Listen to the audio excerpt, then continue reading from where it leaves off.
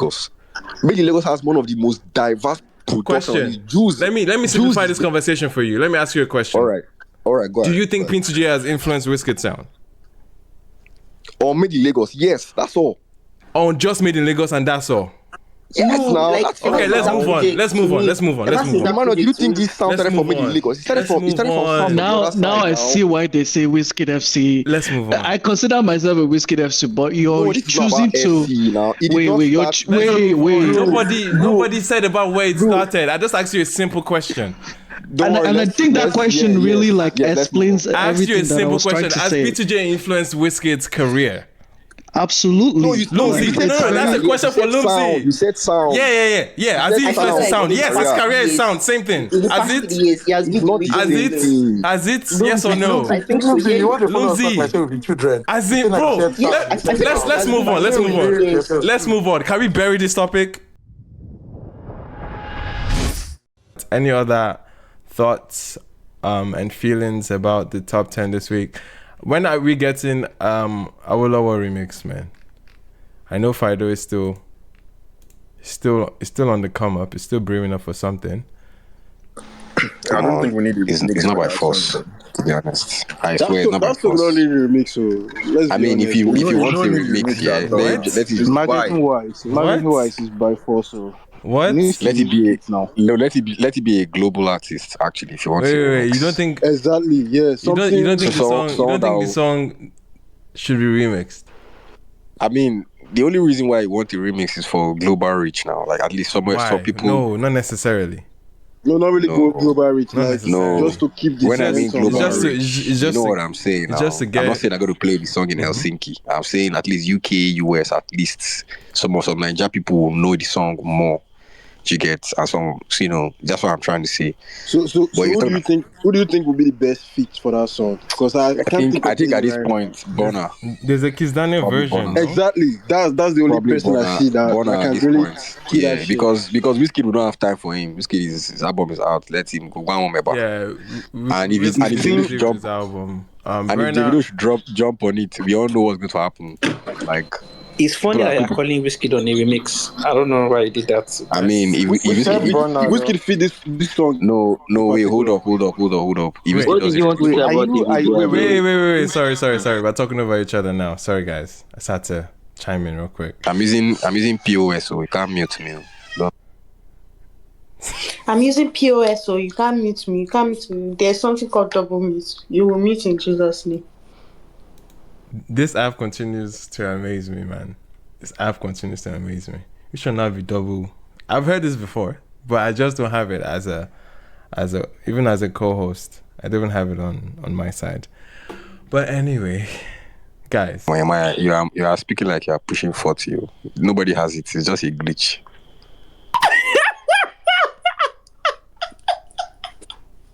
Emmanuel, please. Emmanuel, but why did you have to do Emmanuel like that now? This was exactly what Eve did to Adam. That was not It's giving when Nai asked that question that time. That anyway, let me not bring her leaning outside. Let me just keep it kids. Well, yeah, all you old people. Thank you, ladies and gentlemen. Emmanuel, please. All right. So we're gonna move on. Forward? Yeah, yes. We'll move forward. Thank you, everybody. Where were we actually? You asked if we finished Turntable Chat. You asked if Awolowo is getting remix. Everybody said doesn't need remix. We move forward. Let's move on. I think Kizani will be a very fitting remix for the record. Yeah, I've started. And we'll move forward. Shout out to everybody, man. Anyway, let's move on to the reason why most of us are gathered. New music, a lot of activity this past Friday. Do we want to start with the Ckay album or? Let's start with Ckay. No, we'll start with. Let's start with Ckay. Let's start with Ckay and end it. So everybody don't carry their cake come out. Don't use the flog Ckay like this. No shaking. I see. I've sent him DM. I said, don't do this again. That's what I just told him. If he doesn't see it, he sent Ckay a DM. And a DM on IG. I said, hello, sir. Anyway, let's actually get into it. Has everybody heard the album? Ckay Emotions sophomore album. I didn't finish it. I also did finish it. He's giving I didn't bitter finish soup. it, but What do you mean you didn't not, finish it? it's not because of like a certain People should be proud of what them. everybody thinks, man. Yeah. I think I saw what Ckay was trying to do, Sha. He just didn't do Wait, it. what was it? What was it? It was Oh, you trying- saw what I was trying to do. God bless you for that Okay, question. let me Okay, explain. now. So it's like this. Okay. It was going to bring the vocals to the front. It's going to be right in your face. But then how you balance that is that the penmanship on the records is going to be very much elevated. And that way people can process it, people can digest it much better. But that wasn't done. It was like the vocals were brought to the front and then everything was dumbed down. And it's like, what's going on here? I'm hearing what you're saying, but like, what are you saying? That's exactly what happened. Wait, is it music? Is it the album you're analyzing or you're analyzing something else? Yeah, He's talking about the album. How I figured that was like Yo, I mean, the YDX, penmanship. in my bed was a single, right? Yes. And when I heard that, I was like, all right, this is what you're trying to do, Abby. Will I be able to accept this? That's just what I was thinking. Is Slick back here? Lost Boy is here, Abby. Oh no, Lost Boy is traumatized, bro. Yeah. So that's why I saw, and I'm like, all right, I don't know. I'm like, all right, let me get into the album. But then I can't speak on the album as because I've not listened to everything. Sorry, Dante, could you clear, like, your audio is kind of distant for some reason. Could you move closer to your mic, please? Just like the album. Can you hear me now? Can you hear me now? Yeah, much better.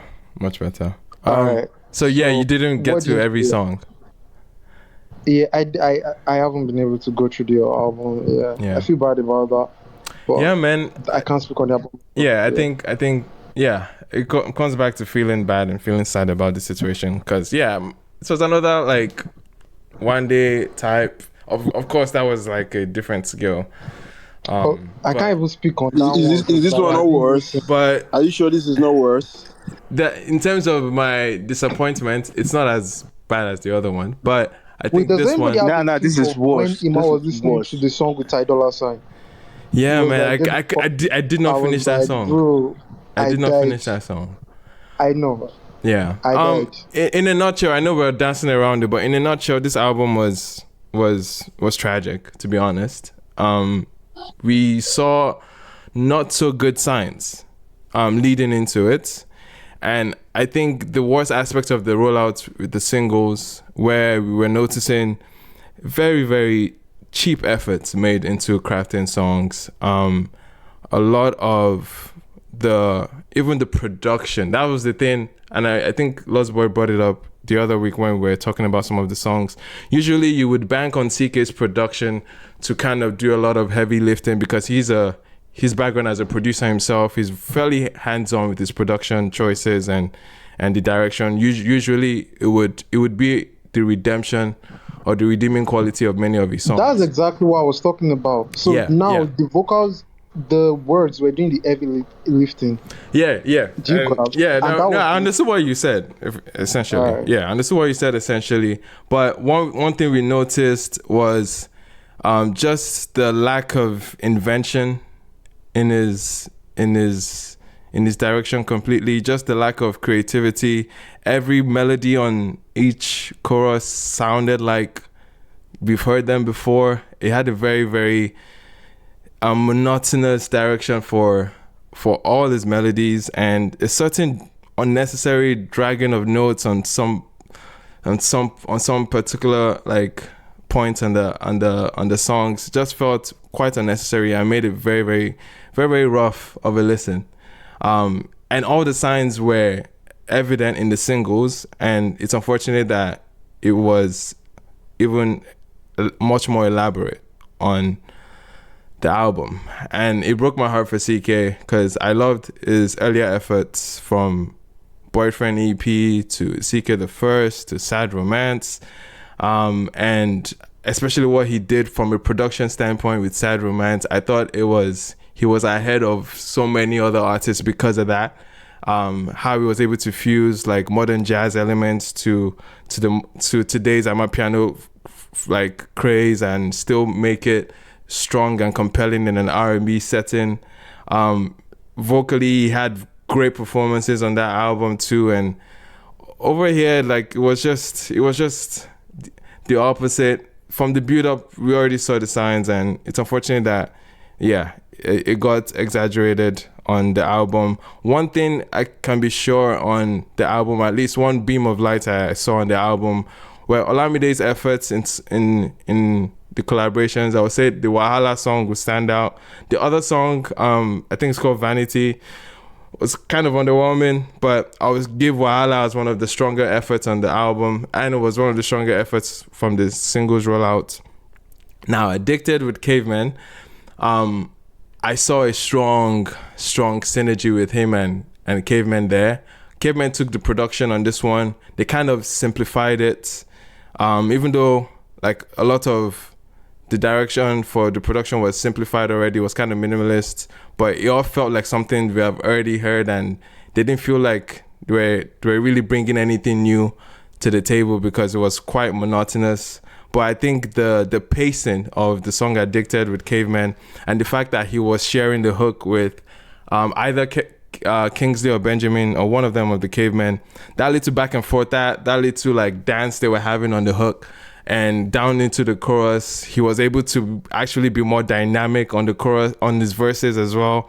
He was playing with his voice a lot more on that song. They even had like beat breaks and just efforts to make the song a lot more enjoyable. And I thought that was a standout. I would have hoped that lightning in the bottle moment that they found on Addicted should have been the focus of the album. That direction should have been the focus. I was kind of even likening it to a point where Lady Donley sat with the Cavemen that helped kind of polish or executive produce her album, Enjoy Your Life from 2019. I was expecting, like, with what Ckay was able to perform with them on Addicted, if I was on Ckay's team, I would push for that. I would push for more efforts like that, in order for them to further build on his strengths.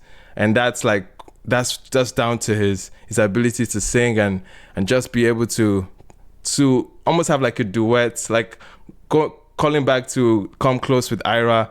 That synergy was able to do on the hook with her. I saw that glimpse of that with Kingsley or Benjamin. I don't know who it was, but I would have doubled down on Addicted, in my personal opinion.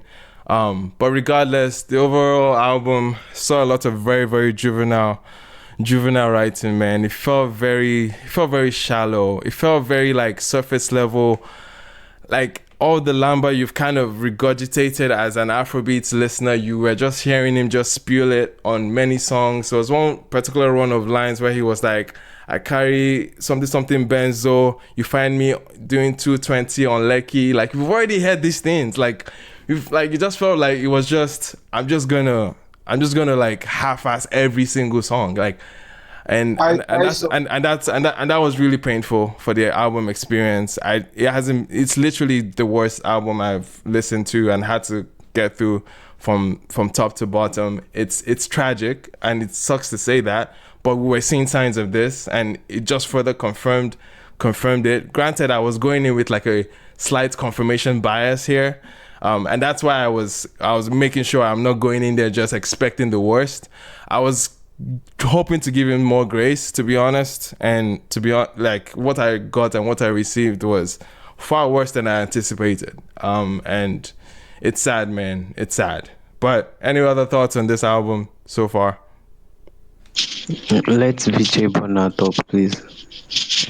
Where's VJ? Is VJ here? VJ, what are you saying? God.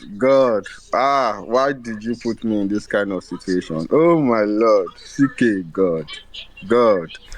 Well, I will say my own. If you, Charlie, family, you can't kill me, because if I say I love the album. Fine.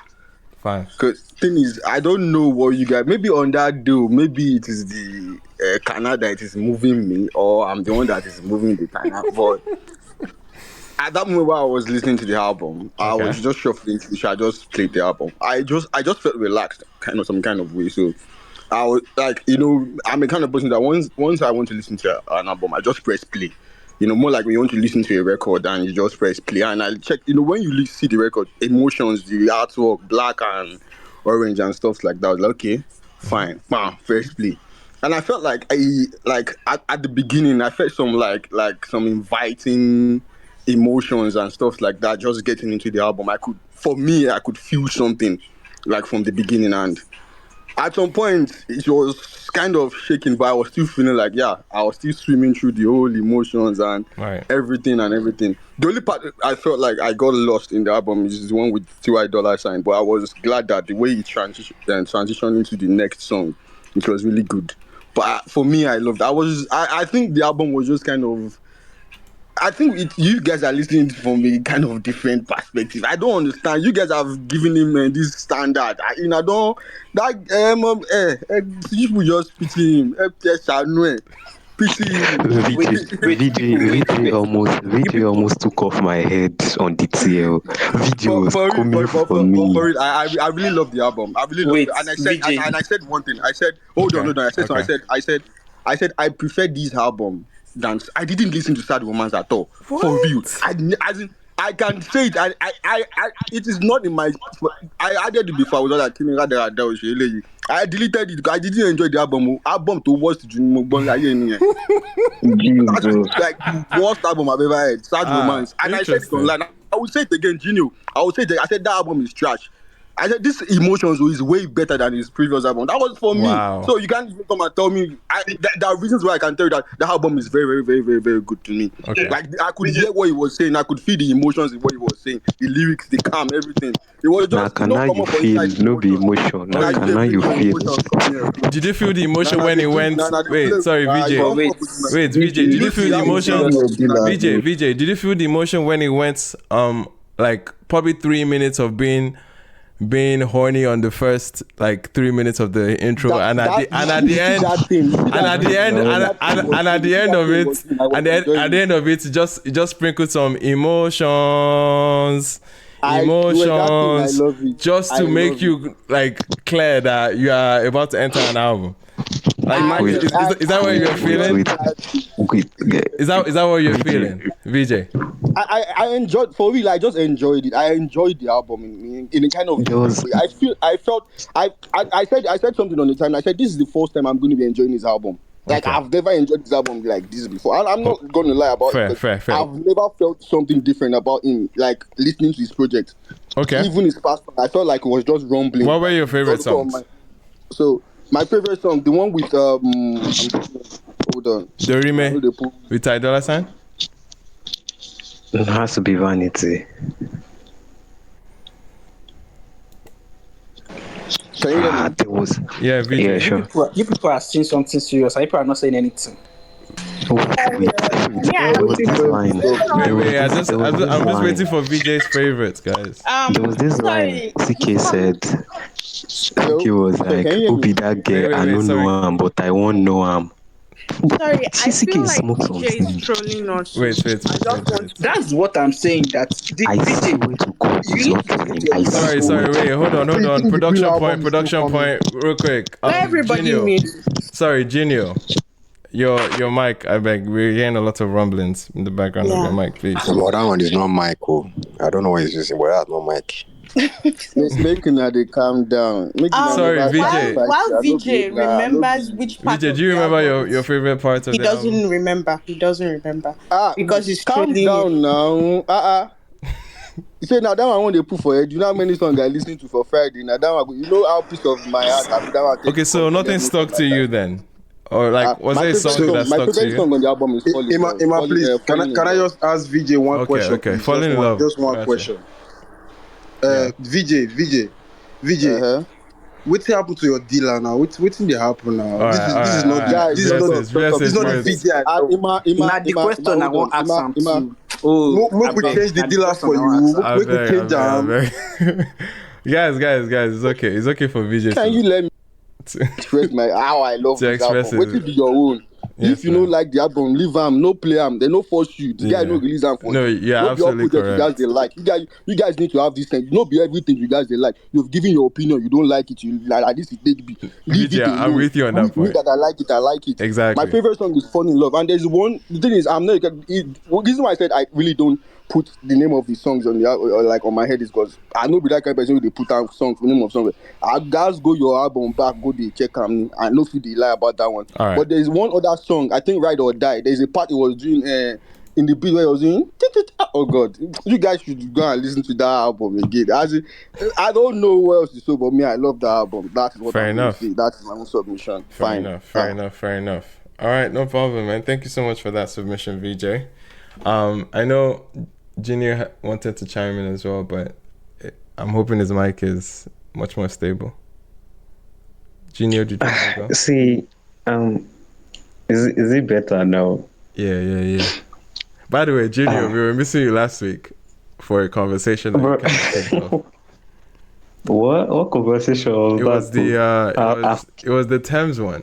The one about the one about Thames and Ira being left out of the Big Four. You see, I'm glad that I left. I was not involved because they almost killed me. My DMs. God. Anyway, how you feel about this Ckay record, bro? Me, I already made my emotions known on the tail before I would give like that album. I spent it twice because I was like, am I the problem? Because I was listening to that one. I was like, okay, this record I listened to, the first one, the second one, is it the same? Is it the first one I played again? Because it was so similar to an extent that the chords, the line. Ckay was saying, "Who be that guy? I don't know him, but I won't know him." I don't understand. What's they were too gimmicky for a guy like him. She understand? Because okay, you're pushing this whole emo Afrobeats genre. Like that's what he said is genre is. So is emo Afrobeat supposed to be gimmicky? Like I feel like it's supposed to be more soulful and like better pen game there rather than what I was getting. And you said something about him being like a producer and like the production on those records. They were very, very subpar, very, very. I don't know what to say again to the album. Where it's just want to be left out of the books. Him go, I know she'll say like, I'll be at the first and release that. Yeah, man. And that is very, very possible. That was my tweet immediately I listened to the album. They might actually force him to release the album. I guess, man. I guess.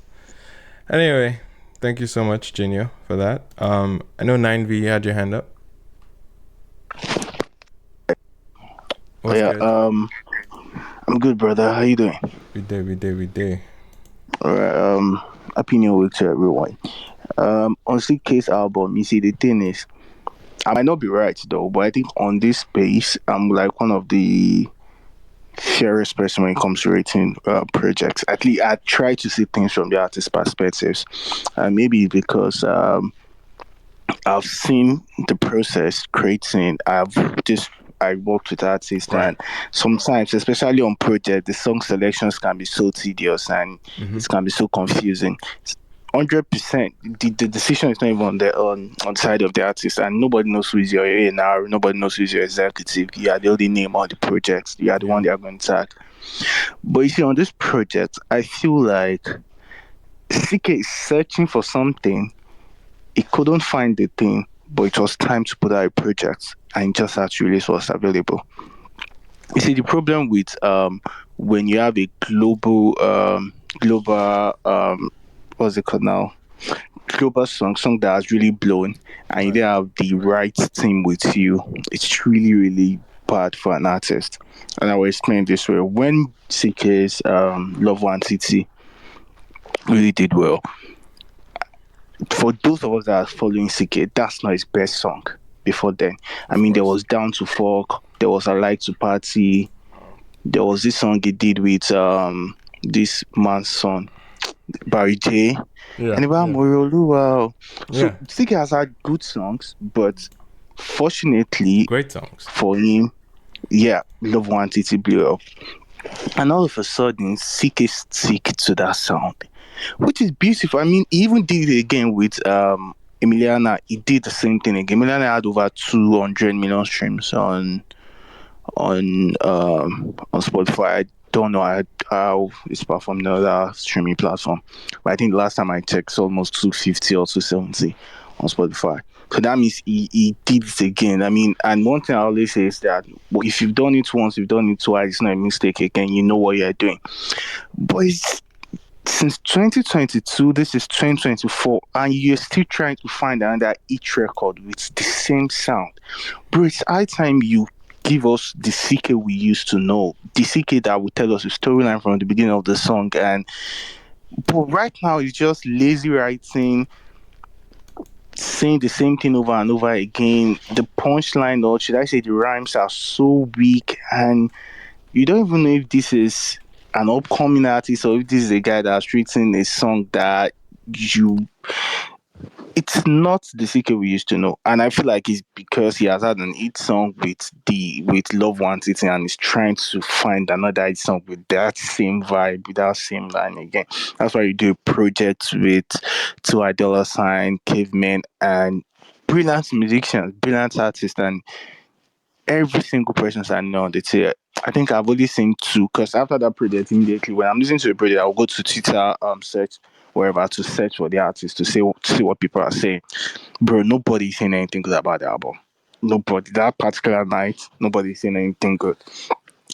But then I still feel like it's not, you can't have, even Davido has his bad moments. In Davido, Wizkid has his marketing wise, they've had their bad moments. I feel like this would be a very bad album for him marketing wise. Just take your L, go back to drawing board, and I feel like he might really get one each song out of either of the record with Olamide will actually do well if you should push it very well. And my favorite song on the album is the one with Caveman, because it seems like that's the only one that is a bit different. If possible, I can call it the interlude. And the most complete song. It just feels like a exactly. lot more, it feels like a lot more thought went into this song as opposed to everything else. Exactly. So if I don't know, the market might be different. There's a prayer I said to a creative on the TL that I hope the market favors those that are really putting in the work. I hope the market favors TK, but on this one, he didn't put in any work. And yeah, TikTok might come to the rescue and help him with a sound or two. But from everybody that knows where Afrobeats is, and we are being futuristic with a sound and open for where Afro as a sound or Afrobeats in combined is getting to. This is like 10 steps backward for me. Thank you very much. All right. Lost Boy. Appreciate that, 9V. Lost Boy, how you feeling? Yeah. I think first of all, I listened to the album. Anybody that has gone through the album from beginning to the end, I sympathize with you. That's what I'll say. It was a stressful experience. I went through the album once because I really wanted to give the album benefit of the doubt, but second time I tried to go through it is with Emmanuel on his live stream, and that was the last time I would listen to the album again. I don't even want to hear the song with Cavemen, because even though people like that record, anytime or the two times that I heard that record, I heard what that record could have been. And I just don't want to hear it again. So I also heard it today also, because it just came up on Spotify recommendations. Right. And you can just hear what that song could have been. I'm sorry, VJ Bonner. Please, that dealer is after your life. You need to check him out. I'm serious. Ckay has always been the musical guy, because he's very he's always I am the young Kanye West type of person. Even on in the final boss, he really fought his people to pursue this music. Forget the lyrics. I'm the real story. He ran away from home. His parents didn't know what he was doing. Yep. And he was pushing this music. So he has always been that musical guy, that guy that believed in himself to make this music as musically inclined as possible, and for it to be like sweet. So I love what 9V said. Like, if you listen to CK from the beginning, like Love Entity was not the best song, but it was what like changed everybody's story. Do you understand? And I understand if like you are assigned to a major, you have obligations, you have quotas, you have targets, it's understandable. But I cannot just accept the will I say the diminishing musicality. Not the return, like the diminishing musicality. Like sometimes I can see what you are trying to do, and I'll be like, there is musicality in that. Do you understand? Yeah. But to be honest, I cannot tolerate secondary school rhymes. You went to secondary school, bro. No, like, I was see, out all here those thinking it was just as three boys will gather around and they'll start doing and somebody will start dropping. That was what CK was doing for Strada album. Like, it was just sad. The writing was sad from beginning to the end. Nothing constructive, especially that caveman song. At a certain point, it felt like he got tired and didn't know what to say again. Do you understand? Like, I swear, he like, you can't see like who, like, he's starting the line beautifully well. Then you're like, okay, continue, and he just loses you, like in the middle to the end. It's the caveman essence. It's just sad. It was beautifully loose. That song was loose. Like, it was. You can tell that it was intended for it to feel very, very minimalist and simple. That's why it wasn't necessarily the most cakey or stacked writing. It was very, very. No, it's not even about like there's a way. How do I want to put it? The key part of that album for me that just rubbed me off the bad way.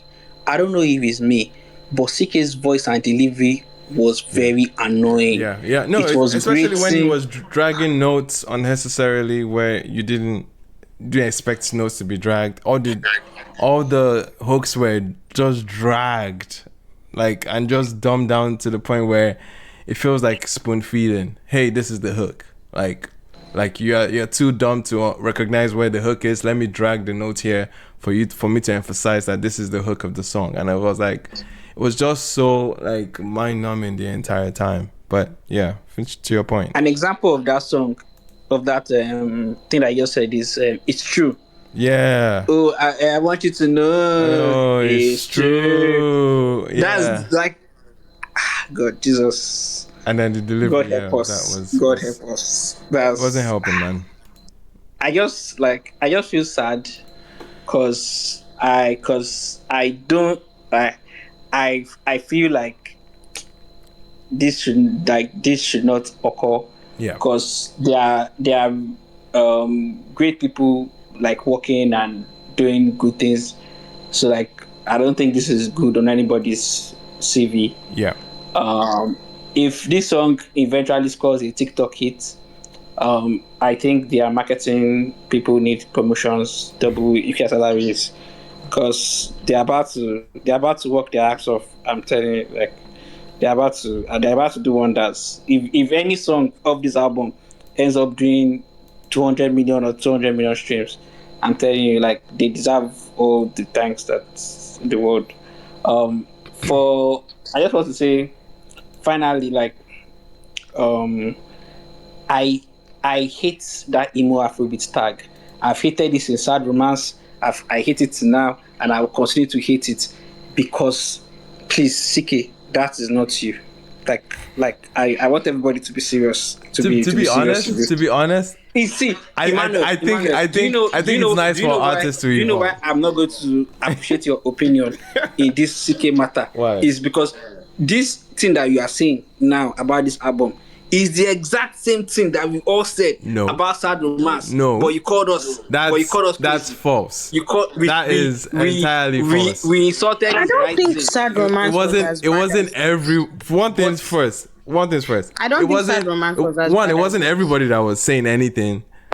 I wasn't somewhat saying negative that. about Sad Romance, and two, No, I'm not talking about the negative. I I'm know, talking I understand in about terms of the key things that people tackled. People tackled his writing. People tackled his delivery. Like these are the key issues. So like, I'm not talking about how like no people can just be like, oh, the song is whack, the song is whack. it's not to the But same they degree. address There was a lot of they address redeeming specific qualities on many of issues. the songs. If you're not getting like double layered like writing where like you had to think deep or whatnot, like it was very, very like to your face. And that's why I thought, and my perspective of Sad Romance when it came to his writing was like, at the end of the day, it was a concept album where he was telling you a story. Like from song to song, there were stories that you could connect their dots. Like it was very squeaky clean and clear what his direction was on each song.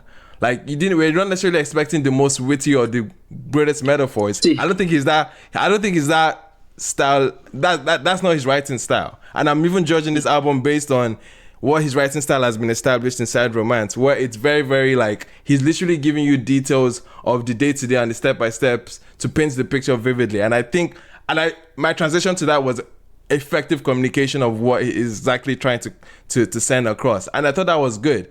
But in this instance, we're getting that, but essentially dumbed down to the point where it's trying to be creative. It's trying to like find instances where he can play with metaphors, but it's all shallow. It's all lines that we've heard before. Let me take you back to that. Like, was it Ride or Die where he just went something on a I'm dodging Popo, dodging Olosho, I'm diving in my Benzo, doing 2020 inside Lekki. Like he was just saying all these things that felt like, it feels like, yeah, you're trying to do the same thing that you did in Sad Romance, but in this instance, it just feels a lot more like there's no oomph in it. There's no like, there's no story here. There's no real ingenuity to what you're trying to convey. Like it just seems like you've heard these lines being used, and subconsciously you're just bringing those lines back into your work, and it screams of like, it screams that he's uninspired. Like nothing is really like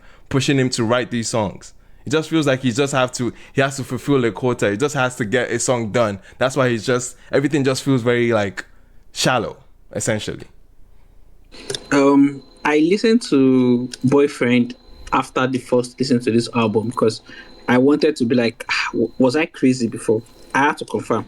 Like I had to go and check whether Ckay could actually sing before. I just had to confirm. Bro. Like, and I listened to Boyfriend EP. I listened to Lala. I was like, you could sing. So what's going on? Have you lost your voice? Like, talk to us. Like, what's going on? I think he has lost some drive, man. I think he's just not inspired. Like, nothing's really like shook him. I don't think it's not like he's gotten really comfortable. Like, it just screams comfort and as someone that doesn't really, it doesn't look like he gives a fuck as much. Is the bottom line of what I'm saying. Like, he just feels like everything is just, I'm just gonna wing it and just throw it out there and see if it sticks. And it's unfortunate that he has come to that point creatively, man. Like, because it's obvious, it shows. It really shows. Especially if you knew where he's coming from versus where he is now. Coming from Anambra State, man. Bro, like it's still crazy to me that somebody that dropped Sad Romance dropped Emotions, because Sad Romance was such a beautiful album, bro, with the kind of concepts that it came with. Every melody on that album was so compelling. You just fell in love with the song immediately. Like you were just songs you were falling in love. It was an album. It was a journey. Yeah. The sequencing was perfect. The titles, everything matched as a story. The balance of having like high tempo records, bro. Honestly, I was at the edge of my seat, like eager to click to the next song to see where else the story was gonna take us, and it felt like a full journey of an album, and Emotions was far from that. So even if you look at the titles only, if I don't tell you the titles, you know this is a story from you to Umadu. Leave me alone. You cheated, I cheated too. I cheated then too. Come like, close. What? Oh God, it was disappointing. I couldn't get Leave Me Alone out of my head for like 4 weeks. Yeah, man. Anyway, nice.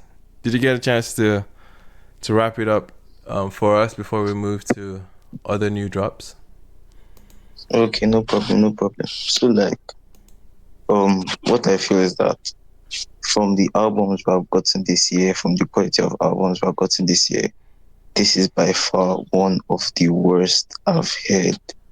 Because I woke up that morning and I was like, okay, CK dropped. Oh yeah, let me listen to it. I was just getting all this cringe, corny ass lines. Like, it was just blowing my brain. Yeah, there were some highs. Like, after Vanity, Olamide carried Vanity, by the way. Olamide carried Vanity on his back. After Vanity, I was like, okay, what is next?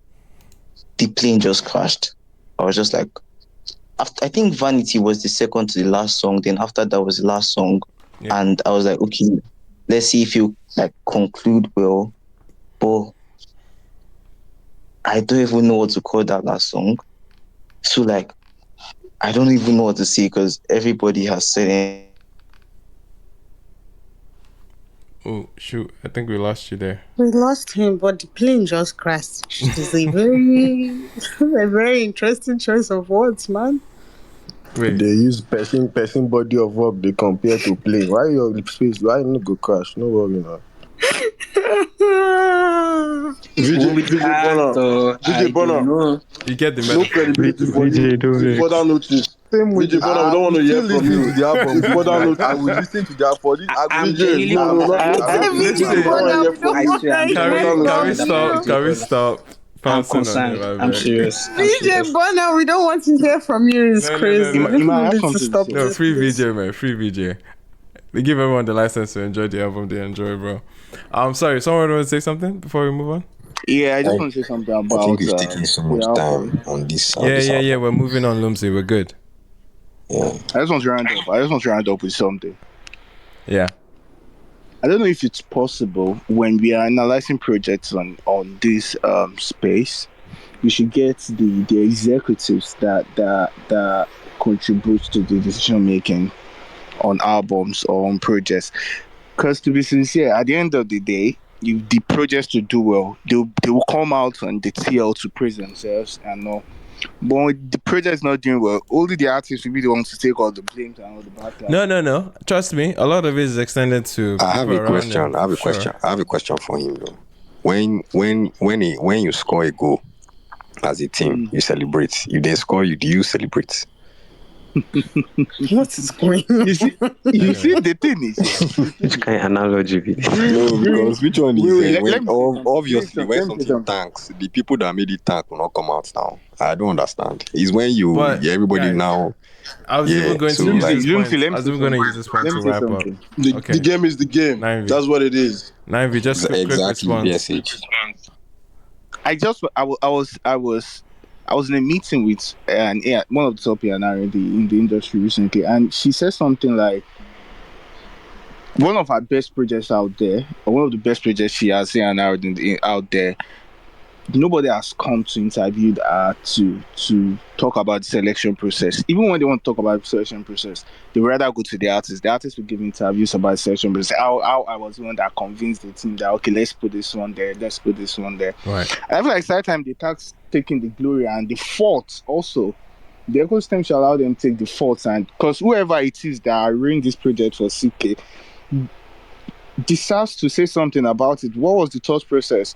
Why will you put that song as an intro and it's just talk about corny shit like that? Why do you think people will get carried along? What was your thought process? If you can start doing it, I feel like the whole industry will join and everybody will start Wait, holding sorry. Do you everybody have to something against CK making sex music? I don't understand. Belema, did Is you there- hear the song? my favorite song of CK is Down to Fall. It's Down to Fall. You know, when you're making sex music and you're talking as an adult, It's not the subject matter that's the indictment. Did you guys It's hear not the by subject now? matter, it's the way you are trying to pass Bro, information. it's painful. On my It's Snapchat, cringy. It's cringy. Yeah. That's also what I'm saying. Let's move on. Thank you. Before we move on, we have somebody that wanted to add to the CK conversation first. Did you also? Oh, is David Okay, here? I thought you wanted to add to the album. Yeah, go Oh, ahead. shit. I thought I was talking. How's it going, man? I'm good. I only have one thing that I want to say, just an added bit of context that I have, and I'll bounce. Yeah. people talking about like the execs and stuff behind the scenes. I'm just going to give this because, like, yeah, I might as well. Dude, CK is a multimillionaire. CK is a multimillionaire. CK has made so much money that he'll never have to work again in his life. Period. Nobody is telling. Nobody is So giving. nobody can tell him don't make this kind of Nobody's business. giving CK creative control, and this is a fact. I'm not even just saying this as a matter of like speculation. Trust me when I say I know this for sure. So let's just dead that immediately. Anything that Okay, you're so what doing you're saying, Deji, is that the album they buy na CK. When nobody Now lie on CK, top. everything's on CK. bro, it's Everything the on same, CK. bro. It's the same way that you just get to certain levels. It's like Rema as well. Like nobody's telling Rema what to do, bro. Nobody. At best, he's taking suggestions and he's probably incorporating it. But there's no A&R that's saying you have to take this off the record or you have to do this, you have to do that. Ultimately, it falls at the remit of these guys. So yeah, like I'm not saying like he should take all the blame because I mean you could try and be a bit more like, oh well, make your case a bit more, compelling or whatever. But dude, like. It's just what it is, man. He's at that stage of his career. Nobody's telling him shit. No, Best Rema. Let's go with best. No, let's start with best now. Then when I drop for because if we start with Wizkid, we're not leaving yet tomorrow. Okay, Can I don't be start like, the don't be best like, now, don't Rema? I want to hear my grievances out. Okay, Did I Dante. hear Benson? All right, Dante, let's hear it. Alright, so in my couple time I've been alive here, I've never felt the feeling of envy until I saw the reception people had towards Fikon. Benson and Rema, everybody can agree that this was the moment, right? From two talented people that I've been in support of since the day I discovered they existed. And these people managed to come together to make something that I'm forcing myself to like. And I don't know why. The record sounds amazing, but I can't enjoy it and I feel so bad. Like, I'm like, what's going on here? Like, why am I not I've watched the video. I know the words of the song and I don't even still like the song yet. I'm like, what's going on here? And I'm seeing people saying that, oh, guys, this song is so. I don't even know when next Rema and Benson are going to come together. And I can't enjoy the one moment they've been able to give to me. I'm like, what the fuck is going on here? So I don't know, man. Like, you guys are lucky. You guys are like the song. Dante, I think I understand what You guys are so lucky. Interesting. Because bro, VJ, I don't say you gonna understand. I don't say you gonna understand. now. Because that's how I feel. Like, no, it's not VJ, it's me. I say I feel for you. Because you're missing out. I can't process the song. I can't. Now I guess I'm getting somewhere because now I know that the song is about like anti-promoters that are debtors. That's what they are attacking. So I guess with that context, I'm able to be like, oh, an angle that maybe I only get from Rema often, or people just print my money and leave it. But it's a whole thing. Like Benson is saying, like I said, I know the lyrics. He's talking about going to pin somebody to one corner for its balance, Yeah. And I'm like, oh, mad. I like that Benson. I love Benson that people have issue with. They say that he has ego and proud of whatever. I like that Benson, especially when he's in the music. But then see this playing the song, putting it on repeat for like half a day, still can't get it. I'm like, nah, man. Do you think it's do you think it's the hook per se? It's not the hook. It's so many. Sometimes like cause the day that I started learning what the fuck EQing is. Because mixing has ruined so many records for me. Records I used to enjoy so much. Yeah. Learning how to make records, you now start being like, oh, why? There's a thing of you're not this person and you wouldn't do it this person, but there's also a thing of because you can now hear things that you wouldn't hear normally. There's that. But I'm like, wait, is it a mix? Is it a mix? Like for instance, there was a record by Tariq, right? Bus Stop. I had issue with the mix. But then what I did was I went to my Apple Music, you can set different EQ settings, and I put the settings on Latin, and it sounds so crisp and amazing. So I can enjoy that record now. Right. You get me? So like, I don't know what's going on here, but I'm unable to enjoy this song, and I'm so angry. Or maybe you're owing people money. Thank God maybe you're owing people money. Man, Are you sure? I think Dante. Dante, can you? I'm kidding. Yeah. Dante, were you expecting a particular way where you were thinking their collaboration was going to sound like? I was not expecting anything. I was not expecting. There are a lot of artists that now I only have one artist that I have expectation for.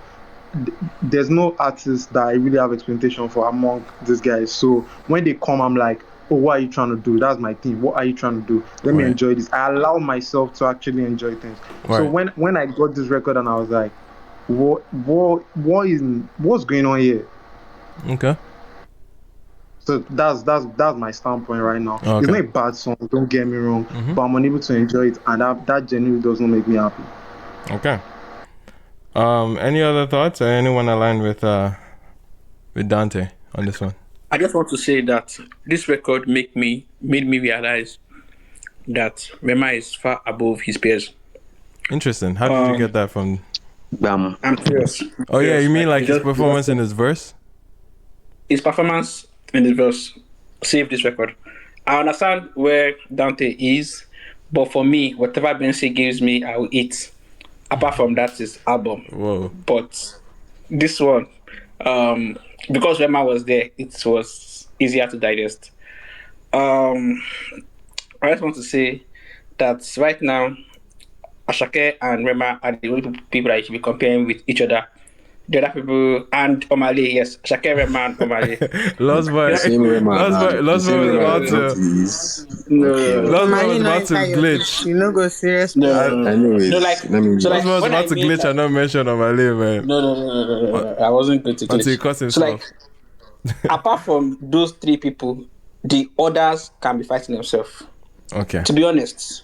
Wait, are Like, you to saying be this because honest, of Sorry, do you know why? Lindsay, sorry, do you know why Lindsay, wait. I'm saying this? Do you know why I'm saying this? We have seen Buju and Ruga on a record Yeah. earlier this year. Mm-hmm. The same thing that people that Dante was talking about. That's these two people on the record. Like, you just expect such perfection, but not that some of the songs are not great. Like, I love the EP, but I felt like my opinion about them and what they could give me changed after the EP. That's what I personally feel like. I stopped having as much like high expectations of them that I normally do. I just feel like, oh, they are good artists. I don't think they are one of the best, greatest of all time people. Right. Do you understand? But like, I feel like finally, we I get to have an intervention also for Buju. It is important because Wait. and Would you in this 2024? yes, we need to have an intervention. Okay. Buju needs to try something new. Okay. Like, I just feel it's just something new.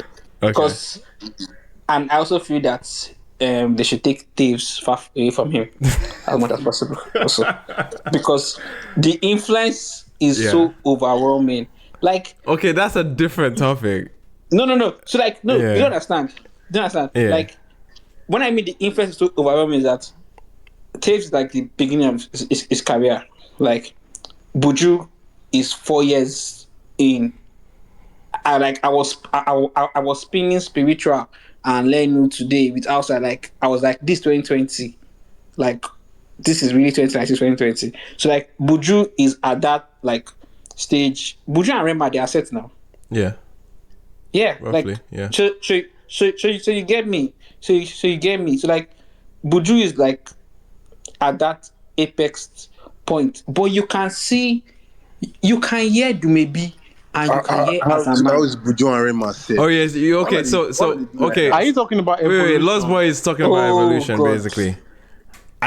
To be honest, I understand what Which you're year saying. did Rema come out? Which I year wouldn't did say come Buju out has now? not evolved. That's the thing. Like, no, but Buju has a signature that he has upheld for quite a while, right? He See, does have a signature. Yeah, and Which is sometimes his voice. that's the thing. Sometimes there are a few artists like that just have a signature that they kind of hone in, and they find ways to kind of make it feel different based on the production, based on who they're collaborating with. And if you notice, Buju is heavy on collaborations. That's why I feel many of his strong moments and many of his strong efforts are in collaborations with other artists. And because that signature can feel mind-numbing to some on solo records, I feel like it obviously serves like a team player on many in many other songs. And it can be a lot more palatable there for his signature to exist. If you understand what I mean, I think the factor of the kind of instrumentals he collaborates with and the kind of instrumentals he uses for himself. Right. There's that conversation too. But speaking to his 2024, he's having a great year. And he's having a great year with songs that are connecting with people. He's on the road as well, high in demand. So to tell him that this signature that he has been upheld to for so long, and granted, there was a huge shift that he kind of was one of the few people that survived that shift. When it comes to the shift away from the sultry and a lot more R&B leaning voices that we've seen, there was just a glimpse of people that were cut of that cloth that survived the Ashake, the Odumodu, the Shalipopi wave, and Benson is just one of them. So many other guys suffered it and found a lot of difficulty connecting with the audience, and you can't even say that about Benson. You cannot, because he's coming up with a year with a massive run of songs that have done very well for him. But for this particular song, for this particular song, I thought it was a safe record. Now, I would throw a safe song to a big name. I would throw a safe record to a big name because I can almost bank on it in some sense. And I felt like this particular direction was very, very calculated. It was super calculated, where the hook is very simple. Production is almost borderline generic, but it's standard. Blaze beats, like one of the best to give you standard pop records.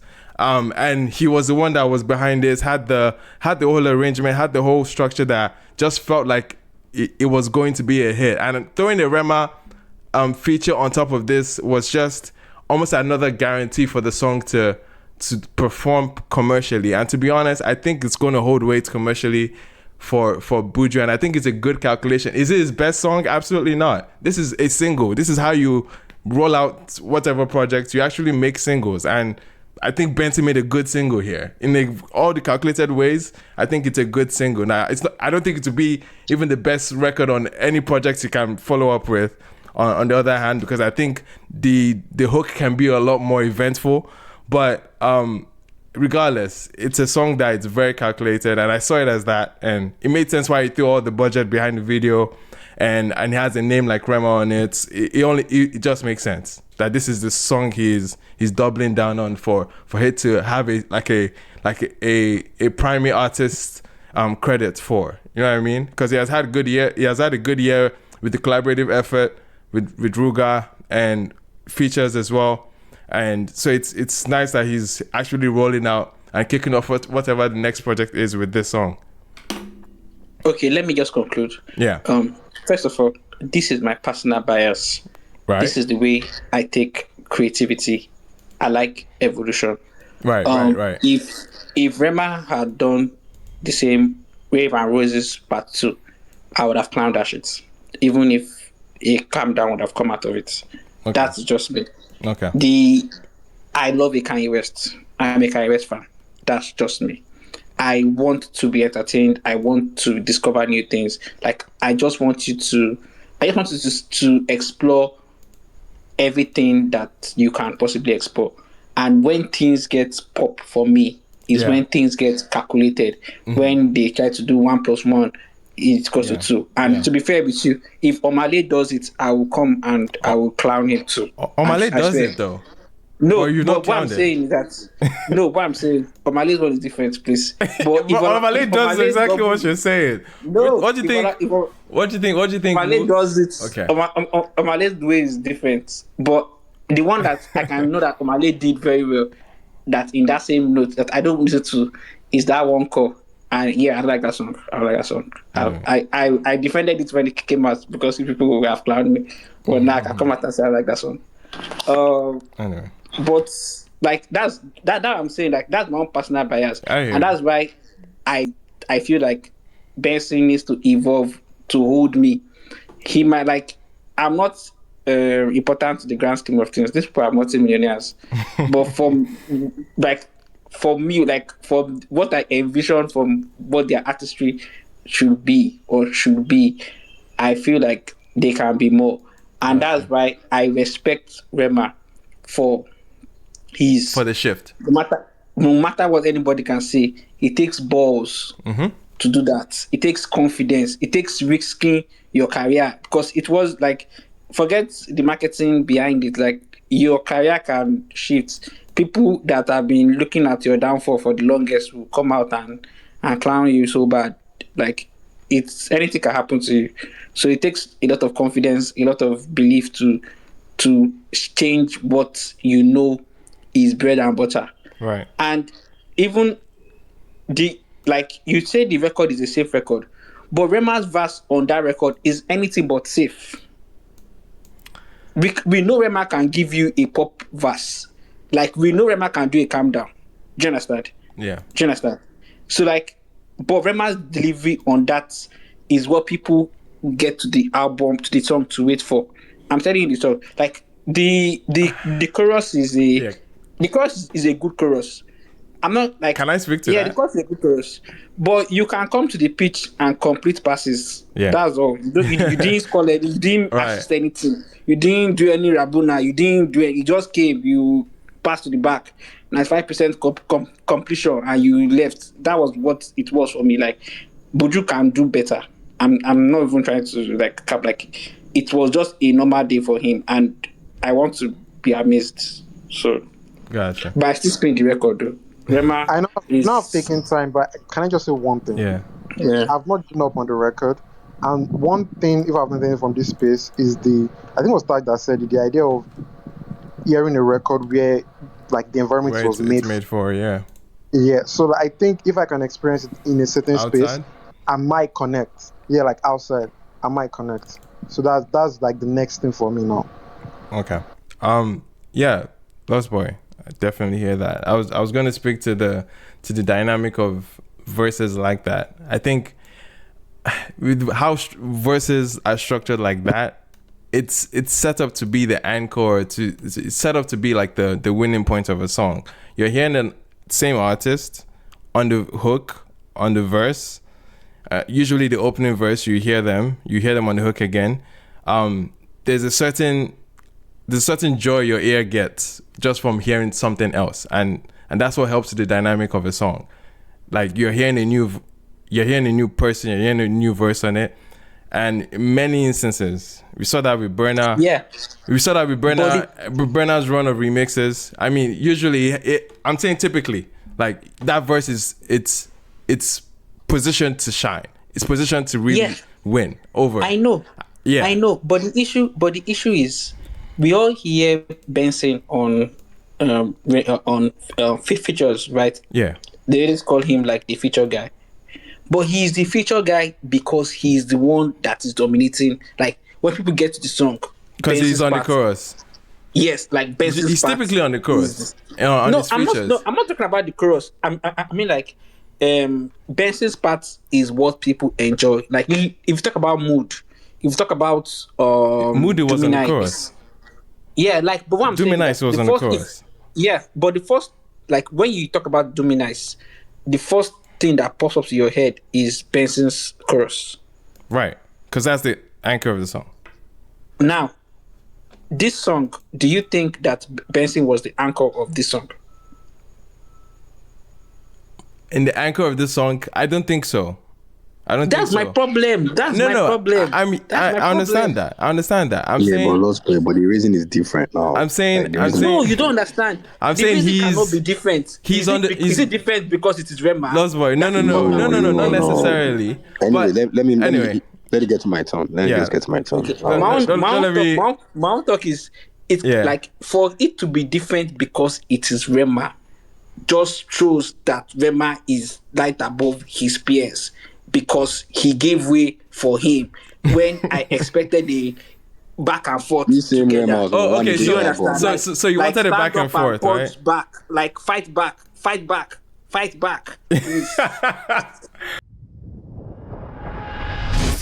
The record is not cassava. This one you're processing. Me, I don't understand. My guy, his music, my G. If it sounds good to you, you're like, when somebody was saying he likes Ckay's album. See, I didn't interrupt him. Like, music is literally how it makes you feel. Do you understand?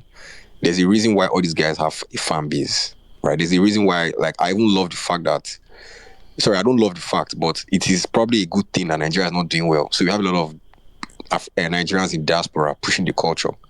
Do you understand? So obviously, like I said on the last time I was on an Ima space, I said I was surprised that MMS was doing very well in the streets because I thought it's going to be a song that you guys in diaspora would, like, take in. But we here, we just may go rest. We just chill with the Fuji vibe. But then it's different. It's the same thing for this Fikon Wiko song, right? I love the fact that everybody loves this record because it's a wonderful record. It's cool. The hook is good. Benson's part is fantastic. Rema's part is fantastic, and that is all. We don't need to start saying, "Oh, because Rema, this one body, this one on this." So, it's not hip hop. Like, we are not hip hop guys. Let's leave that for Biggie and Tupac. R.I.P. though. You get, and this thing about Benson is very simple. I think everybody understands. It's just like Akon and to an extent T-Pain. They have these very, very unique sounds that it looks like they are monotonous. They might not be. Even if Rema is kind of like, even if Buju is kind of like rapping, you guys will say it sounds the same. It's not because of what he's doing, it's because of how he's sounding. You get? And that's one of the reasons why I feel like his album, did not really do so well, as much as his peers. It's not just because they could say good album, but I think, a lot of his fans, because I'm a Buju fan, I love all of them, Ruga, all of them, but they talk about the thing that don't matter the most, which is pen game. And Ima always said this thing. Anytime I hear pen game and Afrobeats, I laugh. Because the essence of Afrobeat is not his lyrics, it's the melodies and the sounds, right? It's the reason why, even if Burna Boy's, lyricism is set to one of top notch, bro, Burna Boy has melodies. He lay bounce on top jams. Do you understand? He's not just going into rap. You get? The same thing with Wiz. There's a reason why these guys are that big. They would drop good lyrics, but bro, they need to make people enjoy the music. Right, and that's what Buju does. The difference is that his sound is very, very unique. That it will look like no matter what Buju does, he sounds the same. I think Peruzzi also suffers this thing. So that's the reason why they are preferred more on features. Because at least listening to Buju for 4 minutes straight might feel, boring to anybody. Like, oh more, I don't tire. But with just anybody, it doesn't have to even be Rema. It can be Charlie Poppy, shout out Charlie Poppy. It might be anybody, just anybody that will just make Buju sound different, makes the song make sense. Do you get what I'm saying? For example, Phenomena is a wonderful record, but I'm telling people will not respect it like they are respecting this song, because I don't know how to explain it, but there's a way you listen to Phenomena for 3 minutes. It sound like you say, bro, are we still here? Like, it sounds like you are still listening to the record for so long. Meanwhile, if you listen to the song without listening to the artist, I've already said this many times. Here we listen to the artist more, rather than the song. Because forget about who you are listening to. Listen to the music. If the music makes sense, and it makes sense, right? And Fikon Wiko is a good record. Rema needed the star power and a little bit of, high pitch. Shout out to Rema though. He's always killing it. And Buju as well did the Buju. So I don't need to say too much. I feel like the record is cool. Enough of all this dissecting. Yeah, shout out Ima. All right. Thank you, Lindsay. So essentially, I think the record is cool. Which is dope. Very, very dope. Cool. Very dope. All right. Anyway, Pixel, what are your thoughts before we move on? Good evening, everyone. Okay. For this particular song, I personally like it. Initially, I was scared, because I was like, how would Rema be able to fit in? We had like 3 different snippets and we didn't get the Rema verse. So I was quite anxious, like, how Rema really fits in. But I was like, okay, Rema will definitely do his thing. Heard the song. And yeah, I'm seeing the TL and it's almost like, so you guys really respect Rema. You guys are not clowning him for Ckay this time, but really like praising his pen game and all of that. I'm like, so it's nice people are really like seeing the light and all of that. So it's a very good record. You made mention, when I mean you, I mean Emmanuel, you made mention of the instrumental being generic. I don't really think it's generic. I just feel like it has a lot of Blaze's signature on it because I know he's someone that loves to play a lot with acoustics and strings. So I feel like it's more like his signature move that is written all over it. But it's pretty Ironically, dope. Blaze doesn't have a signature though. Ironically, he modes into different spaces, but I think he's your quintessential pop producer today. Like if I want to go to like a very, very, and I'd even use the word generic in a bad connotation, to be honest, because if you're going for a standard pop bedroom like today, I think Blaze would be one of the safest bets to bank on for a hit. Look at his resume just from last year alone. Insane. Yeah, true. Insane resume. And he has done it with virtually as far as Ashake to Adekunle go to Rema. So it has a very, very wide scape in terms of who we can create a hit for. So most people would go to him. So it would make sense. Essentially was what I was trying to get to. Yeah, it's calm. Yeah, I totally agree. Yeah. For both of them, I feel like both of them performed well. Rema just had this moment. I feel like when it comes to features, right? Rema just, there are a few artists. I don't know about everyone. I don't know if they feel the same way like me, but like there are a few artists that when it comes to features, they just know how to get it done. Yeah, I feel like it's a Rema thing. It's a star power thing. Yeah, exactly. The same with Benson. He knows how to make himself big. It's just unfortunate that this particular song, Rema just took it. But it's not a bad thing. It's not even that unfortunate. I bet you. It's not a bad thing. I bet you Buju wanted Rema to smoke him. I bet you, because he probably just wants a big record at the end of the day. Of course. At the end of the day, you want a good song. you don't want your features to be coming there like and half-assing it and almost approaching it like they don't care. Yeah, actually, it's a good thing for them to quote unquote smoke you in some sense. But anyway, I totally agree because like I'm a very big fan of Ruga, right? And when you check that EP that they dropped together, you know that Benson smoked him on most of the tracks. In as much as I love Ruga, and I know some people might say different opinions, but for me, Benson had most of the tracks, right? So Benson is still that guy when it comes to features. He's really that guy. Another person I really respect when it comes to features. I don't listen to his songs, but when it comes to features, I'm always listening because I know he's going to bring something nice. Is Bella Shmurda.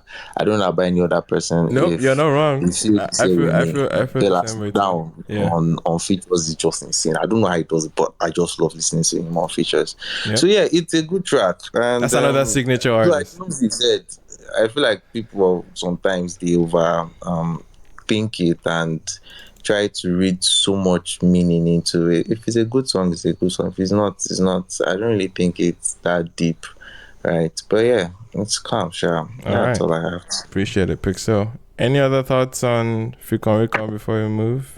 Yes. Magnificent. What's up, man? It's been a minute. How are things? Yeah, not bad. Congrats on everything, man. I see you winning on the TL, my bro. He's good.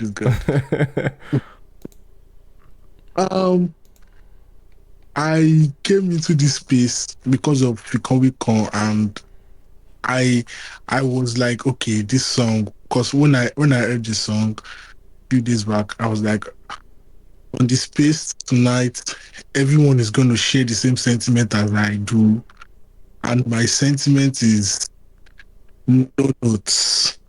10/10, perfect record, and I've not given any song a 10/10 this year. I felt like this year has been quite underwhelming. I mean, we did have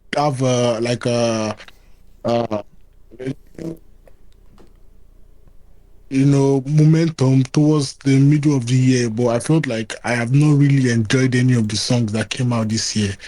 And Fikon Rikon dropped, and I'm like, okay, no notes. And then I came on this place, and people were saying this could have been better. And I don't understand, because I listen to the song and listen to it over and over again, and I am still amazed at how they slid off each other. no homo, by the way. Benson and Rema, the chemistry between them, and I don't think there's any more superlative to use to quantify or qualify Rema anymore because he's just amazing. The other day you said it's disrespectful to put Rema in a big four category, and I agree with you. But there has to be a place to put Rema, just slightly below the big three, but way above the rest because it's clear. It's clear. Rema is clear. Someone was trying to put Ashake there like we won't notice. Rema is This brother clear. said like we wouldn't notice. Rema is clear of the rest of them. Talent wise, see the numbers, talent, everything is clear, and he showed it again on the record. And I am very, very happy I listened to something like this. And if this song, a project, whether an EP or an album from Benson, I am really looking forward to what he has to drop. Nah, this is an album material. I can't see him coming up with an EP after this. And then I said something. I said something earlier this year about Rema being intentional about his money. Yeah. I said it the other. And if you listen to this song, listen to Azama, listen to yeah. He's talking about his money. Yeah. Every other artist brag about, I have $1 billion in my account. I am rich. I am this. Yep. But Rema is always talking about the fact that if you are owing me, pay me. No, that's give me my money. That's sound observation. Yes, you're right. Yeah, that's something I really noticed. On this one, he started with pay me my money. Then towards the end, he said he would pick his money before he picks his babe call. In the other song on Egungun, he said they should pay him his money. Like he's probably singing. He's singing to his debtors or something. Like this is something I quite picked up in. Yeah, and that's the whole premise of the song. By the way, in this case, it's it's for them to ask for their money back. She can wait for no notes. Absolutely no notes. Nice. No notes. Appreciate it. All right. Those were thoughts on Benson and Rema African Recall. And we'll move into one of the other major drops this week. We have finally getting a rollout from Wiz. Okay, we have a new song, Piece of My Heart with Brent Faiyaz. Person done they each. Man, sorry, before we get into it, can we cover other songs like the Blaqbonez, the Tiwa before we get into Wizkid? To be honest, you actually, but we have to swift through them. But yes, we should definitely do that. I said we should speed through.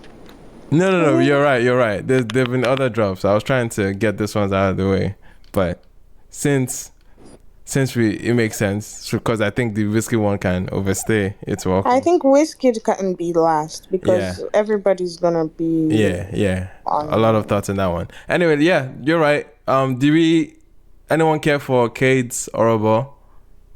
Anyone get to hear that? Yeah. Fire song. Fire record? Yeah. Okay. Any other thoughts? All right. Yeah.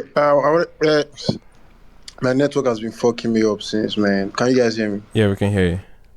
Yeah, I wanted to speak on the Benson and Rema record, man. All right. Just make it quick, please. Because we've... Yeah. Everybody has said everything about the record already. What I just wanted to say is that this record for me is the collaboration of the year. It's the best collaboration from the Afrobeat space this year. Okay. The record was, as you said earlier, it was perfectly calculated, perfectly released, on point. The video crazy. The song is a hit type of record, and they put Rema. He did amazing. Like this is the song of the year contender for. I'm sure it's gonna be by the time, because everywhere I've been to, every niggas there they play the song because it's just a hit. Right. You know, when we hear hit, we know a hit. So I really love and appreciate the record. So nice. People that are saying they don't like it or they are just speaking in tongues. You know. Not in tongues. Anyway, appreciate it, BSH. I guess we'll continue to get to other songs. Lojay as well dropped a 2-pack. Exciting. Anyone get to tap in?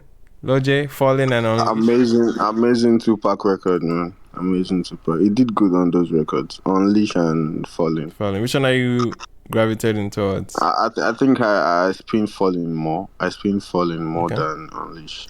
Okay. I spin Falling more. Yeah, I spin I on didn't even know more, it but was like I two. can't pick one of them yet.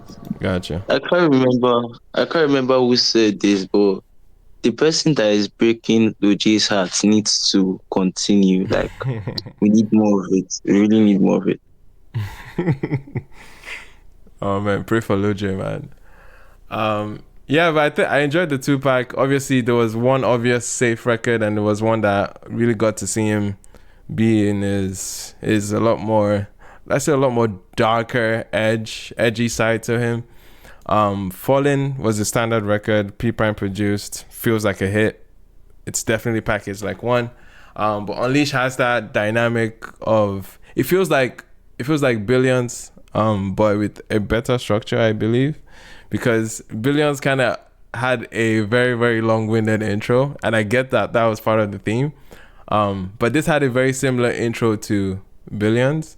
But I love that we got the drop a lot earlier, and he had a lot of fun moments just from his writing style and the Billions pockets that he was able to punch with the drums as well. The back and forth that he does with the production every time.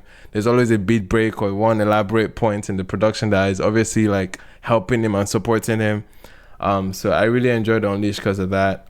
But yeah, I think Falling feels like the song that he would focus on just by the, I don't know, the DNA of it just feels like, yeah, it's a song, simple hook, very single-longable. So I can see them focusing on that record, but I honestly like that other side, or that edgier side of him with Unleash. That Billions was nuts. But anyway, man. All right. Any other thoughts on Lojay before we move on? Cool. Mommy Jam Jam released Forgiveness, a reggae R&B fusion blend moment. How are you feeling about our record? To be sincere, yeah, I've listened to the song, but I've not really paid attention to the song. Right. I just want to say what someone commented on the song. Right. So I have a couple of friends say that when it's New Music Friday, we just try to discuss about the song. So when the guy came to my idea to lament about Ckay Records that we talked about, then the message he sent this was about Mommy Jam Jam's record, and what he said there was that, what the fuck is wrong with everybody in Afrobeats? Are they determined to take this thing back to 2006?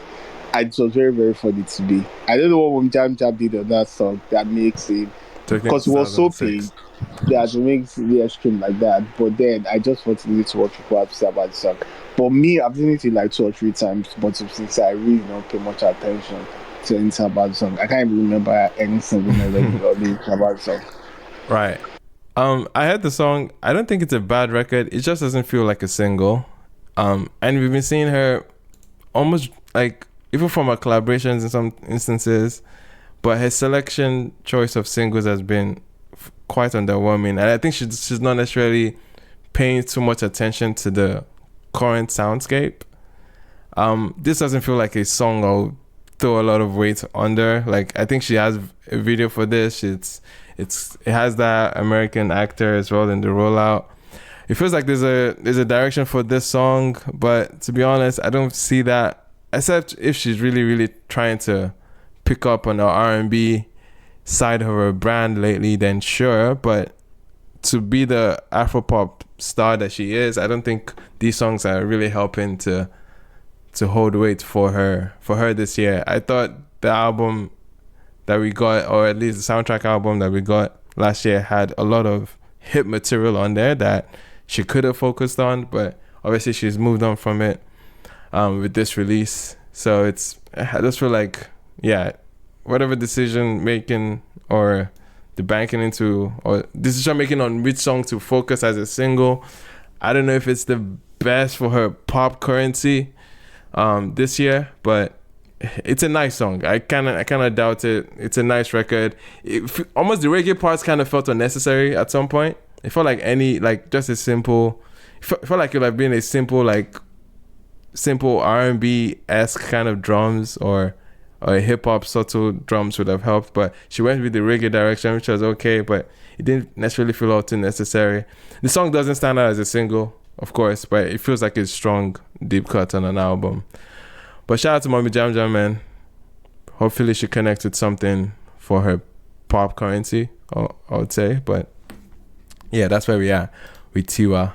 There was also a release from Emeka, our guy, Blaqbonez, 3-track EP, Of Many Colors, Orange. The best projects that released this week, in my opinion. Oh yeah? Nice. Because like, after the tragedy of Ckay, I listened to that project and I was just dancing because Emeka has a way of just making you just get in that mood that you just forget all your problems. I don't know how he does it, but he's just too good, man. Yeah. Like, Jesus. Yeah. What were your favorite records from that? I like the 60-40 with Little Black. I think. Black? Oh, okay. Yeah, I really liked her part. She sparked, like, she smoked it with that verse. I went to listen to it again after the live stream, and yeah, Dito's verse is so much fun. On that record. I like the Emeka dance as well. I thought that was a strong record. Feels like the focus of it too, but I really enjoyed Emeka dance. That's what he's pushing as his commercial record, I think. Yeah, good pick. But that was a solid EP. I can't wait to see the rest of the projects because, God. Yeah, yeah. Why didn't he add the Fire on Me song? I like that song, bro. The guy just forgot about his song. Is it the freestyle he dropped? No, not the freestyle. There was a single, Fire on Me. Oh yeah, I remember that. I didn't. Yeah, I like that song too much, but I like that one. I'm trying to remember how it went. Fire on Me. Fire on me, put your desires on me, something like that. Okay. This EP, I was not too impressed. I won't lie. Like the way other people were. It was just okay for me. Okay. I don't like the Emeka song, the Emeka dance song. That song just they choke me for a year. It sounds too. It's like I've heard that. It's like I've heard that thing. Yeah, it's a lot of times. Yeah. Like, so it's just tiring for me. That song is literally annoying me. I'm not gonna lie. Like, I just the vex. But I'm like, yeah, you can sing something new. Like, there was no creativity in that song, honestly. Like, but the other two songs I fuck with there, especially the louder one. The louder one was very. It was one of my least favorite songs on that one because it wasn't as edgy as the other two ones. It's because it sounded a lot more Ashake type direction. Shout out to Leka Beats, but speaking of Leka Beats, he dropped a project with Nasty C. We can talk about that too. The full project, or just the song? I had the full project. A full project, bro. 5-track EP. Yeah, 5-track. I was gonna bring that up next. Goodbye. Can I talk about Blaqbonez before we move to? I feel like there's this particular flower that I feel like we are not giving Blaqbonez. I think I tweeted about it once that if Blaqbonez is an artist, it would be a very, very beautiful. It's a very, very successful music exec. Blaqbonez has perfected a way of bringing listeners and audience that are paying attention to where he is as an artist and where he wants you to be listening to him. And he has done, I think, 4 different projects now. Should I say project of 4 different stages of his career when, I want you to know that, okay, no love, blah, blah, blah, blah. Then he tweeted that his body language on social media, interviews and everything. And, it just feels like for us to see that playful part of Blaqbonez will be hard to see again. And he did it so effortlessly right now that he's trying to bring everybody to that playful part now that right now we just want to have fun. We are not taking anything serious. We are not talking about love or heartbreak again. And the way he has just done it, it's just so. I was discussing about it yesterday. That's why I mentioned it now. He made it so easy for, and you just if you feel like it's very very easy. But what he has been doing all by himself. Big shout out to his team though. Yeah. But through his tweets, through his posts, through the interviews he's going to grants, his body language, even the kind of picture he's post, just to let people know where he's at or where he wants you people to be at while listening to his song. It's beautiful to see, and I really respect him for that. For sure. Yeah, that's all. I hear that. It's a very, very playful EP. Like he's essentially having fun. And it looks like he's having a concept with this of many colors, because this one is the orange version. So expecting something coming up to other colors, and then maybe you can put it together as an album at some point. We'll see how he goes with this concept, how far he goes with this concept. But I thought it was fun for the first two records, even though the 60-40 one took a while to get over that hook and the pitch on that hook as well. But regardless, decent moment from Blaqbonez. Speaking of Leka beats as well, his record he has a full EP with Nasty C. It's called Confuse the Enemy. Anyone tap in? Anyone listen? All right, I would recommend the song with Gabsy. It's called Ngigo Wako. I enjoyed that record a lot. It felt like a throwback record. It felt like I was hearing 16, 17-year-old Nasty C once again. Even though yes, it's quote unquote the cheesy raps and hook and everything, but it just came over. It just came all together nicely in a very, very simple, love-centered song. And I think Gabsy being a feature on this was good A&R in as well, I believe, because he is kind of connected to that like minimalist, sultry Afrobeats that we typically get from Gabsy on that R&B tip. And he had a very, very strong verse at the end. But I really enjoyed Nasty C's like rap verse and the hook as well. There's this texture that he hits sometimes when he sings that he starts to sound like Bella Shmurda on the background for some weird reason, but I really enjoyed it on this song, Sha. Ngigo Wako. Very, very, very, very smooth listen. But there were other songs too that were decent.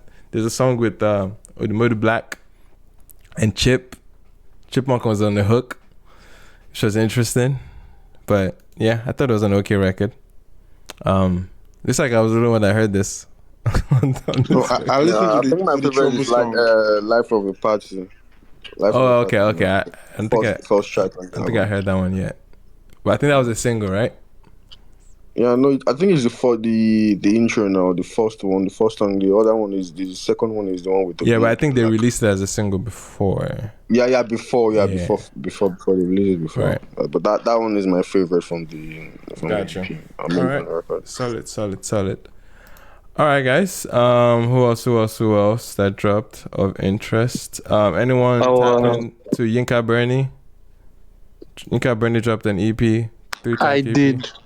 Dante, Yup. what are your thoughts? Fire EP. I know it's definitely you that would tap in. Yeah. I love it. I like this new side of YB. Okay. Yeah, so like you said, it's not on some introspective stuff. This is I would say flyboy music. No, exactly. That's not what he said, but I'm not saying what he said. Yeah. So I like all songs. His vibes is just is not the same way. It's not as far left. You know how like Odunsi went from R&B to like making trap mix with like a bunch of things, but it's not that. It's not a hard shift. Yeah. Yeah, it's not a hard shift. It's just great. Yeah. It's YB is great. You know you can see it's a shift basically. It is a shift, definitely. Yeah. It is a shift, like, and it's going that way, and it's fine, man. Like sometimes do that. It's cool. Yeah. I like when artists have like different topics or different things they want to talk about. Yeah. You know. For sure. And he had Jenkins on the record, man. He did have Mick Jenkins on a record, and one of the record or two was produced by Obed from the Ghanaian group, like the Attw Ghanaian group. What's the name? Super Smash. Wait, am I mixing them up? The Jazz Club. Oh yeah, Super Jazz Club. Super Jazz Club. Yeah. Obed. So I don't know. It's a great project. I liked it a lot. I've been playing it. Nice.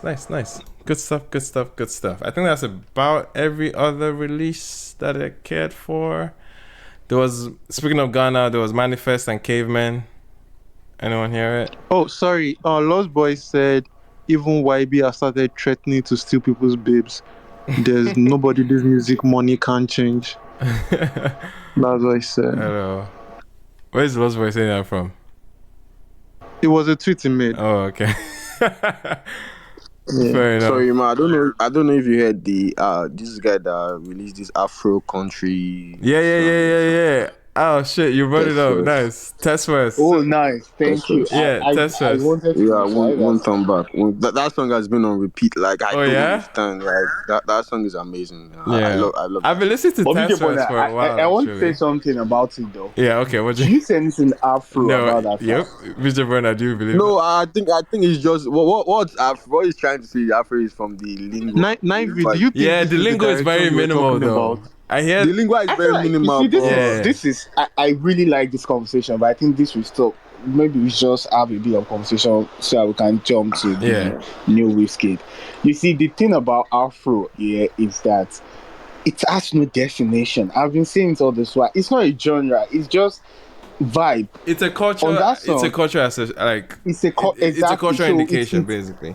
It has components of the lingua, the anything that has any attachment of the culture into it. Yeah. When I listen to that song, when you put it up on the TL and I click the link and I listen to the song, it's 100% country. Like it's a country song. But just because I think he had a bit of pidgin English. Yeah, he had like one or two lines. Yeah, he had like one or two lines in pidgin, and it wasn't even like. And it was like Afro country, and I feel like, bro, I hear you. And for marketing purpose, exactly. Bro, he's going to do well because everybody's saying. I think like 3 or 4 persons were saying I can't hear anything Afro. And I like this, bros. It's not replying any. It's not replying everybody. Everybody. Oh man, no. If you should stick to that Afro shit and he drops like 2 or 3 songs with it, he's going to be a fucking pioneer of that sound, and you will see in years to come, people are going to find themselves attached. Nothing like that, Charlie. Nothing like that. You really think so? No, I think. Yeah. I mean, Johnny Jewel has had a lot more country and folk songs that have taken a lot more African identity than this one, to be honest, but. I hear what he was trying to do. I think it's all a marketing ploy that I think it's kind of it's annoying, but it's kind of witty in a way. But I think I've been following him on IG. He does a lot of he drops a lot of snippets of his songs. I've always thought he has been a compelling songwriter, and I like his voice as well. He has a unique tone that kind of. It's kind of nonchalant. It's not the best singer. It's heavy on the baritone, and it's very, very like you can sing along to his songs. Basically, it doesn't. Is he Nigerian? Yeah, I think he is Nigerian. His name is Test West. He is Nigerian, and I think he is Nigerian. Actually, I'm not sure of his background for sure, but his name is what? Test West. So it's TESWESS. He's Nigerian. Has a Nigerian name. His name is I think Olawale or something. His full name is Olawale. Let me check. Oh yeah. I just saw his credit because he's an independent artist. His name is Olawale Oyewo, I think. Yeah. And I want to say something about him because I think I'm not following his song, but I've seen his tweets one time on the TL that I think his fans, people that were listening to his song before they release. I'm saying this for upcoming artists that come to this space and all. Yeah. That are on this space currently. He tweeted at a particular point in time that he's about to give up on music, and he was really serious about it. He wrote like 2 or 3 tweets straight on how it's not working out and he wants to give up, and a lot of persons were in the game telling him to and I I didn't even know he was about to drop something like that. I think that was like 2 months or so ago. And I was reading it and I feel for him because if you read it, you know where it's coming from. No, like, he's trying all the code. I've known about him for years. Like, he has been putting in effort. Exactly. It's just and he explained how he has been trying to be creative with everything and it's not working. And now I feel like, I mean, he has something that people are noticing. Yeah. And I always tell coming artists that if you have a song that is having 10,000 streams without spending 5 million naira on marketing, you are doing something worthwhile that you should pay attention to and get serious with. And he's doing numbers with song. Olamide commented on it. Yeah. I think he has gotten like 2 or 3 cosigns from big artists. And that means he's doing something serious. So yeah, big up to him. I'm very happy for his story, man. Yeah, man. Very happy for his story. Happy he's definitely getting our attention, which is good. Definitely getting people's attention on that one. So, moving on. All right, we'll move on to. I wanted to ask how many types of puff puff are there. There's a different kind of puff puff. Depends on how you say it. I don't even think I need to know.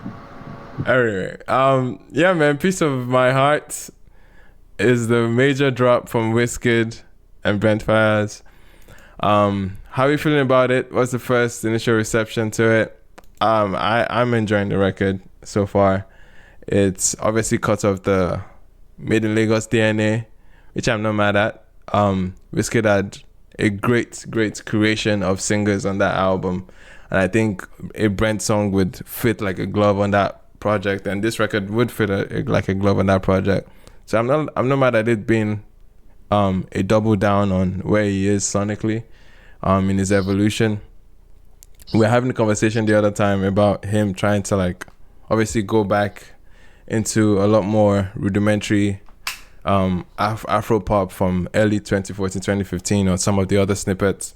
And obviously with this song coming out, with the aesthetic, with the feel of it, with the luxurious nature of it, it just begs to ask the question of what every other song on the album is going to sound like, comparing this with the other snippets. I think it'll be interesting to see what we get at the end of the day. But yeah, man, I'm here for where this song is doing for the rollout. I think this is it's literally the best part of the rollout when we actually start seeing music. So shout out to Wiz and Brent on that one. Brent was obviously the focus of it. We were speaking about anchors the other time. Yeah, he was on the hook, had the opening verse for it. Yeah, it's essentially mostly him on the song. But regardless, it's a curated moment, and I think it makes sense. It makes sense for the soundscape for where Wiz is right now. But any other thoughts on this one so far? How are we feeling? I mean, didn't hear she tell me say, so I'm fine, I guess. Sorry, say that again? I did not hear any she tell me say. I mean, so he may as well could have said it. He may as well could have said it. You know what I mean? It will sound foreign. Anyway, any other thoughts? I think Dante wants to speak now. Dante, do you have your hand up? No, because it seems Dante keeps dictating the direction of the conversation. Because I really want you don't want to go. Wait, no one wants to go. Nah. No one wants to go early. Somebody needs to go first. I have something to say. I have to. Or you don't want to go first? But I'm not going first. Yeah. Okay. Well. All right. Let me just say. Thank you. Let me just. So piece of my. I think we were here last week, and I think I even said something that Ginger is on the space today. Interesting. I think myself and him had a clash of arguments about what we are expecting from our superstars that have gotten to this particular stage, and I'll say we need. And I feel like this is where. I mean, I can't decide for him, but if I can make the decision for him, which is not possible at all, this is where I would want Wizkid to be as an artist. Something, it sounds laid back, something that's giving a bit of solemn vibe, and I feel like Brent is like the perfect person to bring that out in him, and the song, it's beautiful. It's a brilliant song, and the R&B Wizkid is beautiful to see, especially the refined R&B the old age R&B, not the early ones we know. But this one, when I see Wizkid in this setting, is always beautiful to see. So I think I'll be biased to rate it. So I won't want to give it any rating, but I enjoy the song 100%. I think that's going to repeat. Nice. And this is coming from me. If you notice, I'm not really a big Wizkid fan, but I really enjoy the song. And also, I want to say something. It's a discussion on the TL, but I don't know if it is worth discussing about. But there was a tweet by some, I think it's a Wizkid fan that said, "This is the pioneer of that particular style." What's that? Changing beat, switching beat in the middle of a record. Please. We shouldn't have the discussion, yeah. It doesn't. I feel like. I mean, it's not worth it. But I don't know. It's not necessarily worth it because, I mean, it's something that I think I get what the person was trying to say, but switching I don't think there's a discussion there. Yeah, I don't think switching beats was the wrong statement. Yeah, switching beats was the wrong statement because, but what the person was trying to say was when like this 2-in-1, like Angel Eyes and Number by I don't think there's really anyone who. Maybe someone have, but I don't think there's anyone who has done it popularly. I don't think so. Yeah, Blaqbonez. Yeah. So I'm moving from the production. Then I would just like to talk. I don't know if Blaqbonez probably have done it, but it's probably not popular. I'm not talking about. No, I think it's the popularity thing. I'm talking about. It's a popularity in Attw. The 2-in-1. The person obviously doesn't listen to a lot more. I guess alt or. You can't even blame when people say they pioneer something, but not really them that started it. For example, the person that says does Afrofusion, it's not the person that brought the genre, but obviously, you get what he's trying. You get what he's trying to say. So I just feel like that's right. Yeah. All right, let's move on. So moving on from the let's move. Is anyone saying something? No, just finish it up, 9V. All right, moving on from production to the album. I'm confused as to what Wizkid is trying to do with the song selection on the album. And because I think we've had this. The tracklist have come out. Sorry, wait, Lindsay. No, I'm asking. The tracklist come out. No, the tracklist is not out. It's not out. It's not out. But I think we've had. Go ahead. Go ahead. We have 6 snippets. So I won't be surprised if you have a Morayo. Sorry, ball firm. Could you please mute?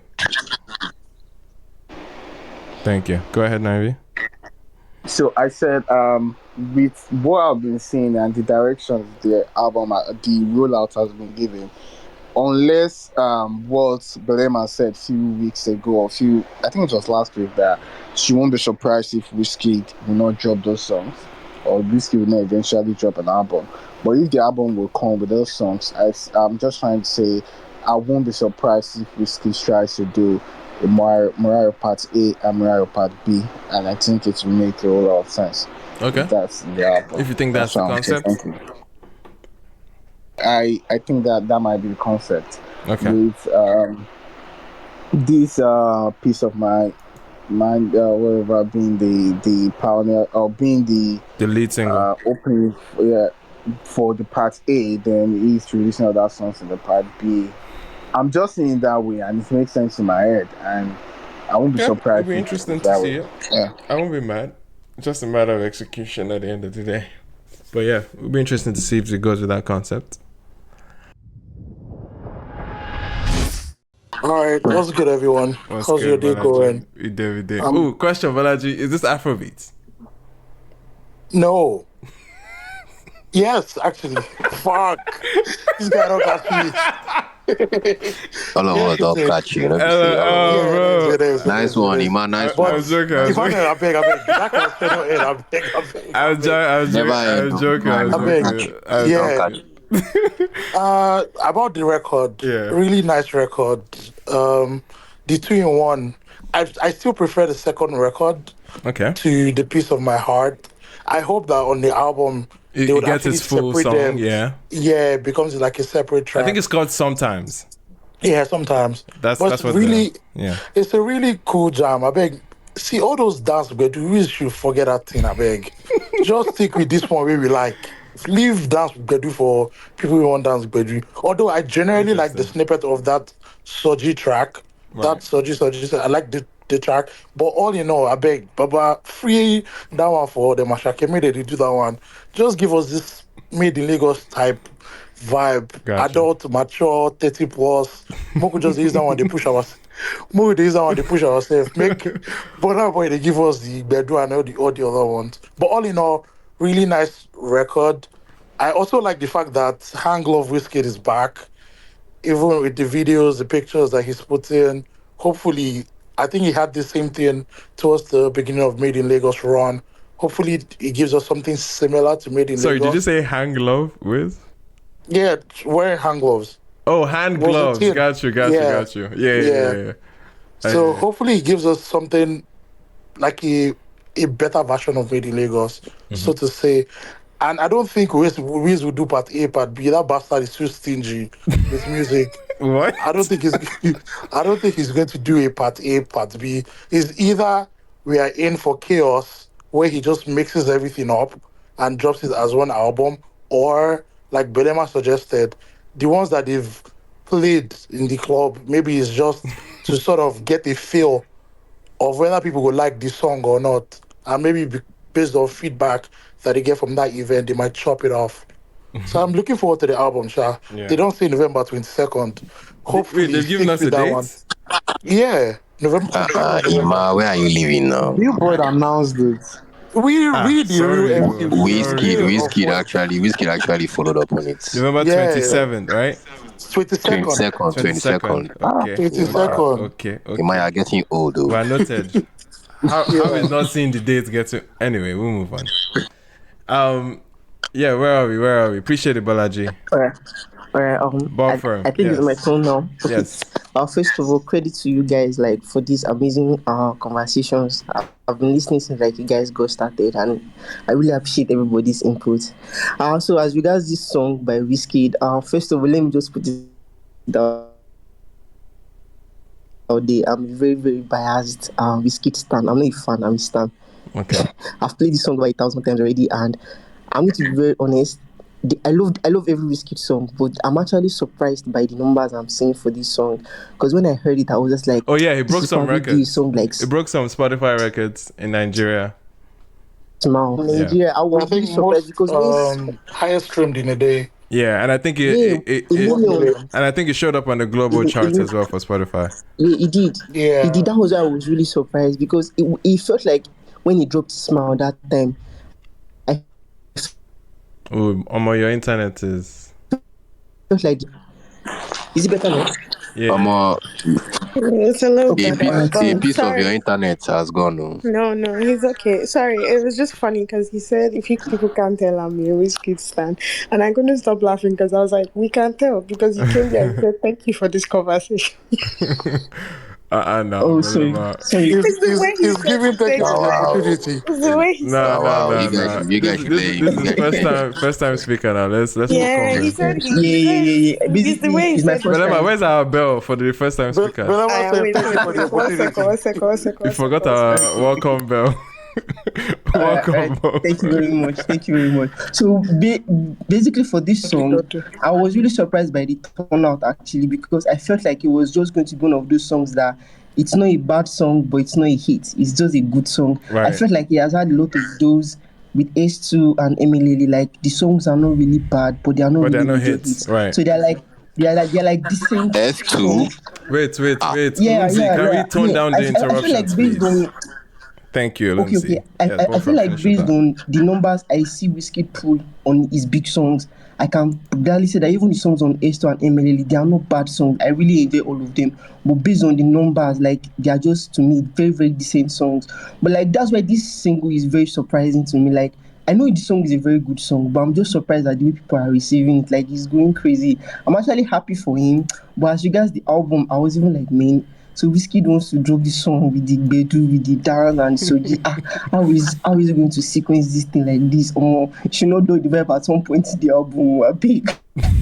But actually, for me personally, I really love the song, and I really, really hope it does well for him because I already saw 2 million today in just 2 days. 2 million with over 18,000 comments. I was like, wait, people are going crazy over this song, like for real. But for me personally, it's a very, very good song. It's a very, very, very good song. Like Wizkid, one thing I love about him, even this year is that he has different types of bags. His range is incredible. Like from the features alone this year. So like I'll just say basically, let me cut it short. It's a good song. Like I really enjoy it as well. For I do. Dope. All right, appreciate the submission, Ball Firm. This song kind Can I of gives me kind of Essence vibes, sir. I can't even lie to you. Essence vibes. Made in Lagos, to be honest. Yeah, that kind of vibe, to be honest. All right. I don't know which way to go because we have another new speaker, Dante. Sorry, before we let Dante go, just one more new speaker and then we'll open up to everyone else. Black Savages. Hi guys. What's up? Hello, welcome. Yeah, I'm good. Like I saw two of my favorite artists on your these things. So I'd like to like come in, you know. Sorry, which of your artists? Buju and Wizkid. Oh, okay, nice. Yeah.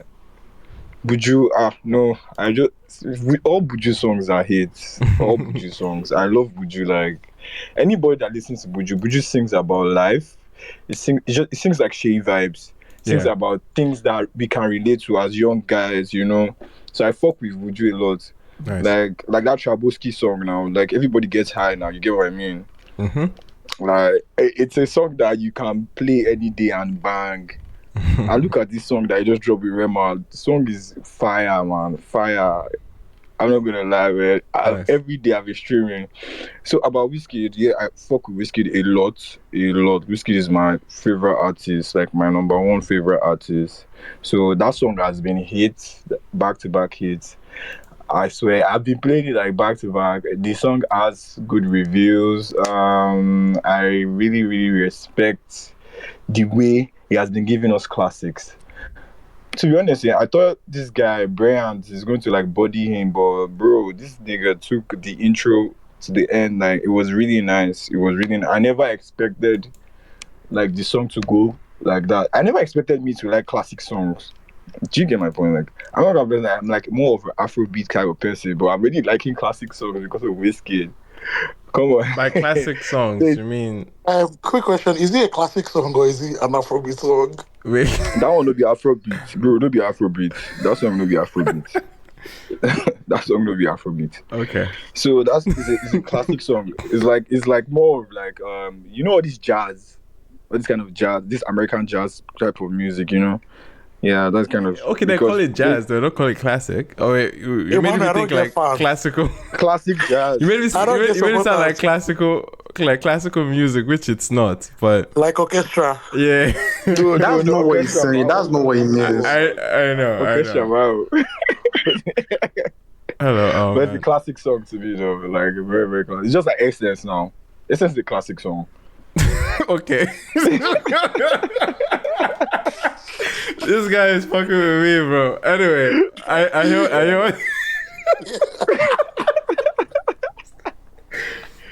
Okay, man. It's a classic song, bro. Let's go. Yeah. Please, everybody, just fuck with Buju. Come on, man. Like, Buju is one of the best we have out there right now. Buju, Shay vibes, Wizkid. Please. Those guys, top notch. I love this guy, man. Hold the classic for today. Don't die. That was dope. Thanks very much, Black Savage. Appreciate it. Anyway, Dante, what are you saying, right, bro? So I like the record, right? Yeah. And I appreciate that everyone concluded that we didn't have to give energy to the beat switch conversation. So you see the first thing here, Wizkid and Brent Faiyaz coming together is an amazing thing. It is. Like the fact that I'm going to hear Brent's vocals at Lagos events and they're going to be playing Brent's vocals at clubs now, which wouldn't happen unless like a DJ was trying to be creative with like the mix or something. That was a very beautiful experience and like very profound musical experience to have, because that might not have happened because of the kind of music he makes. Yeah. And secondly, after Made in Lagos, actually more particularly after the A Day in the Life of Wizkid with YouTube, Wizkid did like an interview with Naomi Campbell, and he said that this is my sound now. So nothing he has done after that is giving me like, oh, like he's staying away from what he said. No, this is his sound now. That's actually what he wants to do. And I understand your conversations about like, oh, it needs to have like vibe records for this and that, but I appreciate the fact that it went this route. I wonder if Wizkid is gonna go the lane that Thames has gone now. It's gonna become those R&B acts, those otherworldly talents type of acts. They have their own lane. They find success in their own way. I know he's a Nigerian artist. He's one of the biggest artists out of Africa ever, right? Yeah. But like that would be an interesting angle. So if he comes through that back into like the pop lane, not that he ever left, that would be interesting to see. That would be interesting to see in real time. That's just my own opinion on this. But like, as a record, it's a great record. Like deep house production, deep on Afrobeats is not something that I've ever thought of, dreamt of, or expected. Coupled with what's his name now? Why did I forget the other producer's name? Sorry, what did you say? Who on Afrobeats? Deep Art. So you know Sonda is Deep Art, Attw and Brent Faiyaz. Right. So Deep Art is like a primary producer of Brent Faiyaz. So him and the other why am I forgetting his name? He's an African producer. P2J. P2J. Thank you very much. Him and P2J produced this record. Yeah. So I'm saying I don't know how I forgot it. I was like, there's a J somewhere. Yeah. So Deep Art on Afrobeat is not something I was expecting anytime soon. And the structure of Sonda Records was because there were always two producers. So it's literally always two songs. This is a normal like Brent Faiyaz structure. Yeah. And I think when people were saying that, oh, it's two songs, I already suggested that, oh yeah, it might be the same song. And it's like, it's the same. It's one song, by the way. It's just like it has two parts, right? Yeah, just and two that's parts like a to common the song. Yeah, exactly. That's a common arrangement with Sonda because there are two producers. So one producer does one record, and then the other producer does another record, and then they transition it into each other. So I wonder which if Deep Part produced the whole song, or somebody was telling me that there's an R&B instrumental that the Piece of My Heart part of the song was already on, like Brent already like caught his own vocals on it, and then now they put that on the Afrobeat production. So it's fire, man. It's a great record. I actually want to hear the album. Like, I'm excited for it because of this. Yeah. You know, and for like the numbers, it's amazing. Like Wizkid is Wizkid, right? But like also Brent Faiyaz is like another crazy person. Brent is another numbers guy too. He's another numbers guy. He's arguably probably the most influential male R&B artist of this generation. If you're trying to move post Frank, I think Brent will be another artist that will come up in terms of his influence on the R&B space. Because when it comes to like the way a lot of R&B acts lay out vocals, so even like the pitching up your vocals, the pitch, that pitch thing has been that pitch thing. Yeah, so a lot of it you could definitely trace it to Brent. Yeah, and the one with the Frank Ocean thing, a lot of that is like experimentation, not necessarily even like the tone of vocals in a sense. So I get what you're saying, but I don't know. Maybe Daniel Caesar in some moments, but even I still trace like Miguel to like Daniel Caesar, and the way like I see a lot of notes and stuff. I see a lot of Brent sons more is what I mean. Yeah, I see Brent. Like you could listen to an R&B playlist and you can hear like five Brents. Exactly. A lot. You can hear 5 Brents. So yeah, for sure. So I love this for Wizkid, man. I love this. It shows even the choice of collaboration. It shows that, in my opinion, it shows intentionality. Yep. About this is what I want to do. About the sound, yeah, and it delivered. And the second half of the song, like, don't get me started on that.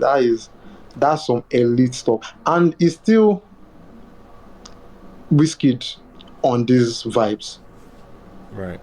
It's Wizkid. Like this is not Piece of Me with LMA. It's still very much like Bedu Wizkid in a sense, but just on R&B chops, right? So yeah, I think that's what I have to say about it, man. All right. Heavy. Let me say something to that a bit. I mean, just something to that. Sorry, like I feel like we should give it. No, I should give you like something about Wizkid. Say about Wizkid, right? I beg 2 seconds. Like so, I'm talking about Wizkid, right? Like Wizkid when he picks his features from the last album Made in Lagos to the other one he made, right? I feel like he's always like hits the features really well with Damian Marley, Thames, Benson. Like now talking about this Brent guy too. So like big shout out to Wizkid with his features, to be honest. Yeah, for sure, definitely. I was even saying that about what Made in Lagos. Really, Made in Lagos is the curation that went into it. And I think it's already shown elements of that by having Brent on this. So if he revolves the album around this song, I think it would be interesting to see. But yeah, I think creation is a big point and big factor why Made in Lagos is Made in Lagos for sure. Anyway, Lumsy, what were you saying? All right, finally. First of all, shout out everybody. Yeah. I respect opinions because, like I always said, music is the most opinionated art.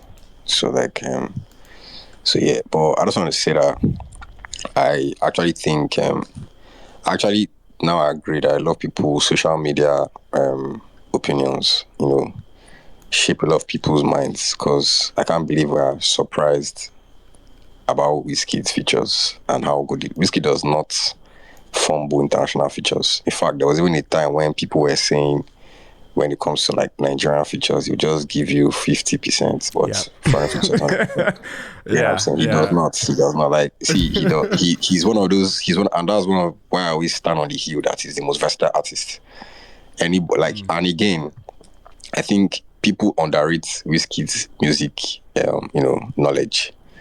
He listens to a lot of, from the people he puts on his album, he tries to work with, he listens to a lot of great top artists. It's not from now. Like, if you start from Ayo, you get, or let's say start from Sound from the other side.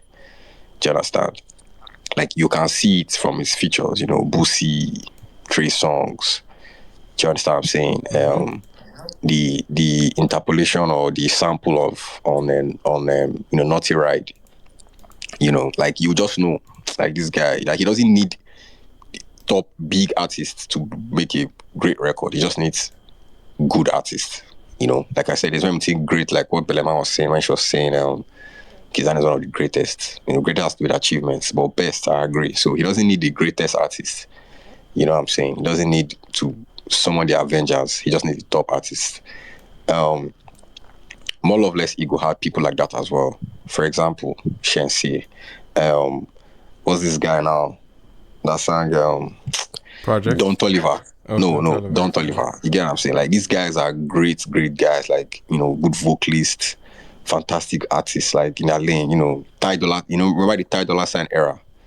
Ty Dolla Sign is somewhere that I call, shout out to Buju, but I call Ty Dolla Sign the American Buju, wonderful guy on features, you get what I'm saying? So, I'm not even surprised. Just to clear up something that someone said, the record that Piece of My Heart broke, that MMS broke, right? The record was held by IDK, and that song was on S2 for those people who follow social media trolls to say that S2 did not have hits. S2 actually had 2 to 3 hits.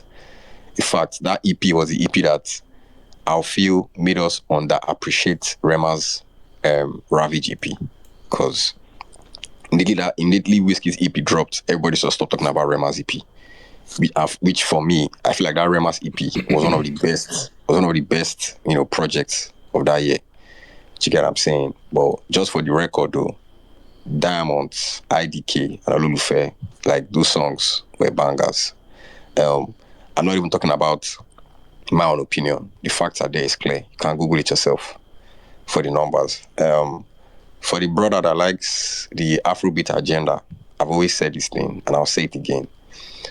You see, even if I don't agree with the way Burna Boy came about this is no, Afrobeat does not have substance. I've always said it. Afrobeat for me is not a genre of music. The way we are acting like as if Afrobeat is a cult, like every Nigerian must be in Afrobeat, bruh. I see it as Nigerian music. That is it. And that is how it's going to be. And if you don't like it, you go and journalists, execs, whoever should start evolving. This idea that this person must be Afrobeat. Tyler says she's a Amapiano. You said no, we know what we are hearing. You will tell me whether you are the A&R. If she decides she's not an Afrobeat artist, that's fine. Whether she can do an Afrobeat song, the same thing with this record, Again, going back to the Made in Lagos of everything, I don't agree. To be honest, I don't think any of Wizkid's album has been the same. That same Made in Lagos had Ginger, right? The lead single to Made in Lagos was a reggae record in Smile. That was the lead single. It was not R&B. All right. So, but there's this. I don't know. There's this. We criticize artists when they try to diversify their album. We also criticize artists when they diversify. When they sound monotonous. We say they sound monotonous. So, me personally, whether it drops dance or it drops Soji and it drops, I don't really give a damn. Like I've always said, I listen to the music. As long as the music is good, I'm fine. Ima, you notice I always give Davido his props for Timeless. Timeless is not a one genre album. He has there's Afro, there's fusion, there's what you people call Afrobeats, there's R&B, there's whatever there, and it was a dope record, right? Yeah, the same thing with I Told Them. He has what some people want to call his hip hop. I just laugh, sha. But anyways, he has Afrobeats, he has everything. I don't think apart from the Awolowo guys or the underground guys, I don't think there's any top artist, right, that does this thing that we started to say the album must be cohesive, it must be bra. This is not hip hop. If your album is chaotic, so far the songs are great. I will give you your flowers. So for this record, it's fantastic. I'm not really surprised. Okay, maybe about the numbers, yes, but about I'm not. I mean, Wizkid has floated on the song on the song with Drake, and also on the song with Beyonce. I mean, Brent Faiyaz is going to be light work now. You get what I'm saying? So yeah, a shout out to Brent as well, though. And I want to reiterate, somebody, I don't know what else Bolaji was saying, or I don't know, was saying people get to hear more of Brent, in Nigeria and all that. And yes, and the times like this are what we prayed for. There was a time when you pay American artists to be on a song with them so that they can hear you in the US. But now these guys want to be on songs with our artists so that they can have listeners right here, So yes, I'll give big shout out to Brent for that. And when you said Brent is actually a numbers guy, I was laughing. I went to Spotify page. I take back my laugh. Were you laughing at Brent's being? It's very big. Yeah, no. Come on. I know, but like, I'm not a numbers guy. I don't give it. I mean, if you know me, I don't give a damn about those things. You get? I like that. Because on the TL, people be moving like they are in like a conference room and they are the white men artists are trying to present to with the way people talk about numbers nowadays. Yeah, but you cannot see see people like Ima. I always like to troll them. People like Ima, they have shifted the quote unquote Afrobeats reward game. A reward game, what I'm trying to say is that's why I also can put a song like Kulosa on the 2024 album. Can't blame these guys now. People will troll them for the streams or lack of, or sales or lack of. People are putting Rema in big 3, big 4 because of calm down numbers. You get what I'm saying? Meanwhile, anyways, that's by the way. I don't want to drift because I know Ima will call me to order again, right? No, but at this point, I just let everything you say just fly. There's a lot of points that you've hit. Exactly. I'm just gonna let it fly because he has been clearing his throat. I don't have that much. I don't have that much room today, so don't worry. So let me just wrap up so that people don't remember I talked about Rema. I was talking about Wizkid more, please, because I feel like anytime I mention Rema like this, bat would always fly from my house. So anyways, this record is soft. Yeah. To be honest, I know. You see, I've said it many times. The Nigerian ecosystem of music is great. The hate has to be. The hate is one thing that drives the popularity of it. So I'll actually be surprised if I don't see any take. You get what I'm trying to say? I'm trying to hold myself back for a certain reason. I'm trying to hold myself back, but I was saying things like, of course, it will make sense now because this is Wizkid's, forte. See, anyway, shout out to everybody. You guys. Is that wrong to say? I mean, it is very wrong to say now because these are the people that said Wizkid we should go back to the Afrobeats, whatever, and stop this. Sorry, can you point the people? No. They are here. Don't worry, they are going to hear me. But like, have they spoken? They are no. None of them have spoken. They are. Don't worry yourself. Don't do this. Iman knows what I'm talking about. No. I hate when people do that. Actually, so no. Be direct. No. Be direct to your shot. Lumsy, I'm sorry. Put yourself in the corner, my bro. No Who problem. are you referring to? Because you said they are here. If they were not here, I probably would have let it fly. See, in my nice one, your journalism is actually improving. You're trying hard. Yeah. But then, these are the same people that will tell you. So wow, you're scared? Are you scared? We need the old whiskey back. Lumsey. I can't hear you, man. Lumsey, are you afraid? Of what? No, I don't know. They don't say it. No. See, this space has 115 people. I don't want it to have 515 people. So let's just stick to this modesty. Okay. But then these are the people. I might not call them, but I'll say what they say. These are the people that will tell you, we need to know the old Wizkid and blah blah blah. But when he does it, you get what I'm like. I've always said it. The bar is so high, right? That my faves. I have two top faves, obviously, Wizkid or Faves or whatever. All right, let's not round it up. Yeah. But then I feel like the other guy can do something and get away with it. Drop his song and obviously he has song with Coldplay, thanks. He has a song with Sia, Sam Smith, all these guys. He can have songs with these big people, and everybody will just keep quiet. Nothing is fine. It's all good. But when it comes to Wiz, it's different. We get it. Like I said, it's fine. Thank God I love the both of them, Wizkid and Burna. But I've always said this thing. Let us try and peace in one place. MMS dropped, and I was hearing things like, because it's track 2. Anyways, Ima, I want to drop now. I'm stopping because I feel like I'm going to burn the house if I say what I really want to say. Thank you, Lindsay. Yeah. Appreciate every thoughts that went into Sorry, please, can I add something? I feel like... Oh, sorry. I feel like for the people that ask for the old Wizkid, I think from as a stand, it's just nostalgia. I was listening to Maya today on YouTube and I was like, God, I wish Wizkid would draw something like this. They said, the thing is that he has moved away from those type of sound, even though his R&B phase is very good. And I feel like it's what's going to make his career last a long while because he's really dropping meaningful songs, although they might not hit. So are you saying what he was doing was not meaningful before?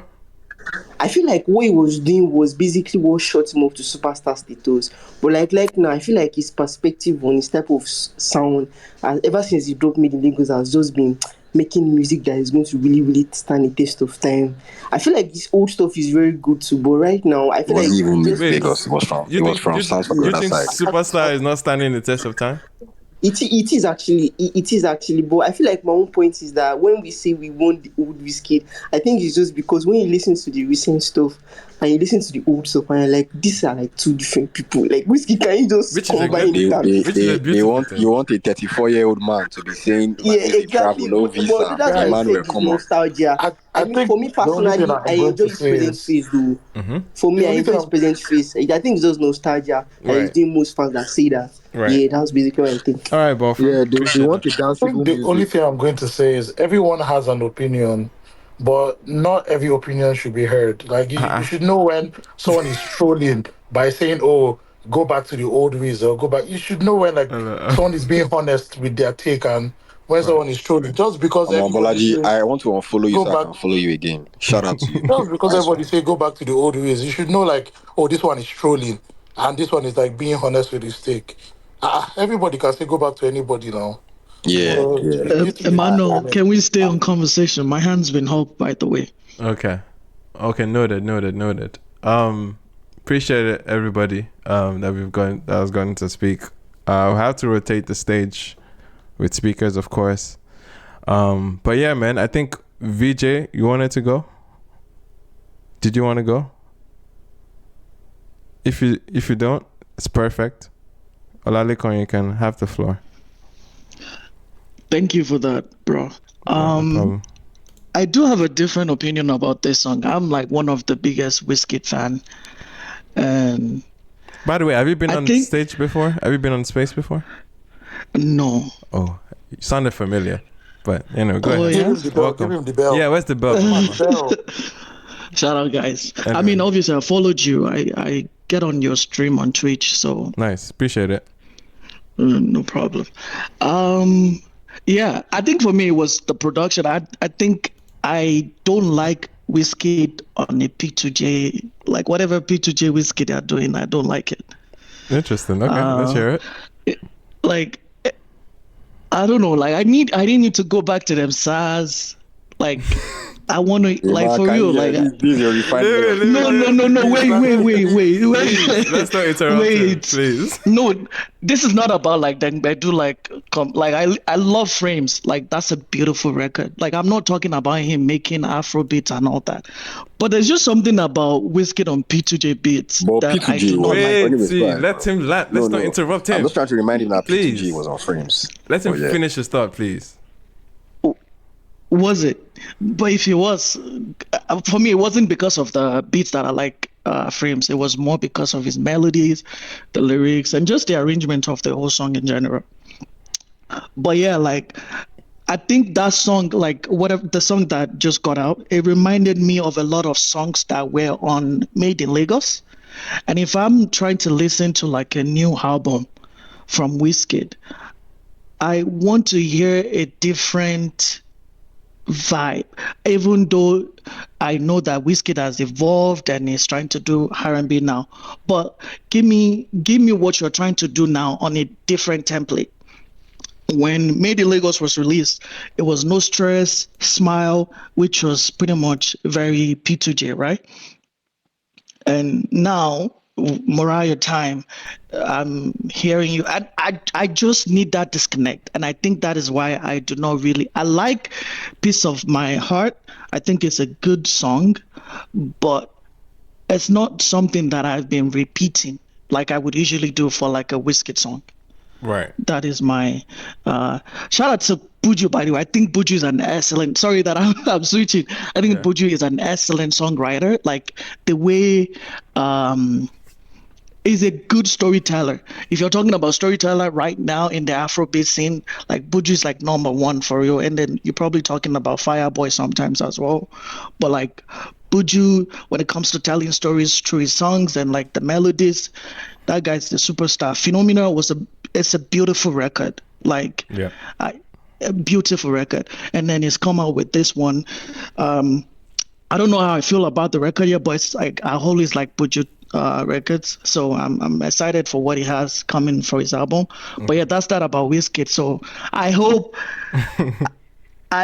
things are a lot more different on Morayo, and I get to see where he is musically now compared to what we've seen on Made in Lagos and MLLE. Gotcha. I guess. Gotcha. So just to make your submission a lot clearer, you're not necessarily saying he has to make the type of songs he made like before Made in Lagos, right? Essentially, exactly. But what you want, well, what you're feeling is the fatigue of the P2J. Exactly. There's right. It just sounds very lazy too. Like I want to hear more. Like I want to hear something different. And I think P2J. I don't know, man. I just not. I'm not the biggest fan. I've heard it when the first time it was good, but now it's just like, okay, give me something else. Okay. So you just want an evolved version of what they have? That is correct. All right. Anyone opposed to what he said? Can I ask Olaleko a question? Yeah, yes. Actually, I do it. So Dante had a question, and I think Bofram will go next. I think your issue is dynamics, right? Yeah, dynamics production wise, mostly for real. For me, so dynamics. So I want to ask a question. Do you have any ounce of appreciation for the fact that they had 2 records in one? Oh yeah, I love that. I prefer the second part of the record, like a lot of people do. So do you think there is potential that it might do that? Like this might be hinting to the fact that there is dynamics on Morayo. But it just doesn't. Like if it was sometimes I was released, I would have loved it. But just putting the 2 records together for sometimes, like sometimes if I want to go and listen, I just fast forward it to sometimes, and then that part is like really short. Right. So it's like it's not doing it. But yeah, go ahead. You thought so? No, don't worry. Really? It doesn't matter what I think at this point. Let's move on. You're killing me. But yeah, man, I just. Obviously, that was brilliant. Whatever they were trying to do there, Brent obviously is an amazing artist. The switch in production, the fact that obviously he had Brent producer on the record is amazing. So, boy, like it was very heavily influenced by Wiz and P2J. Right. At least I didn't hear more of.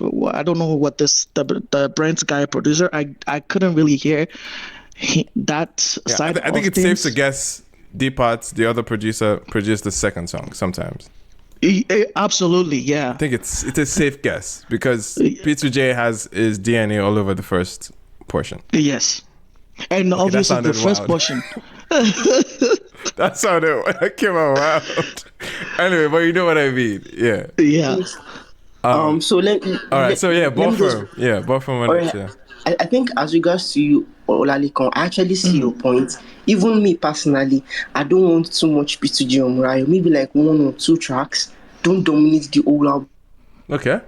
Because I feel like one thing that affected MLL was the fact that there was too much P2J on that album. I agree. If he does it the first time we meet in Lagos, everybody loves it, fine. If you do it again, it starts to become predictable.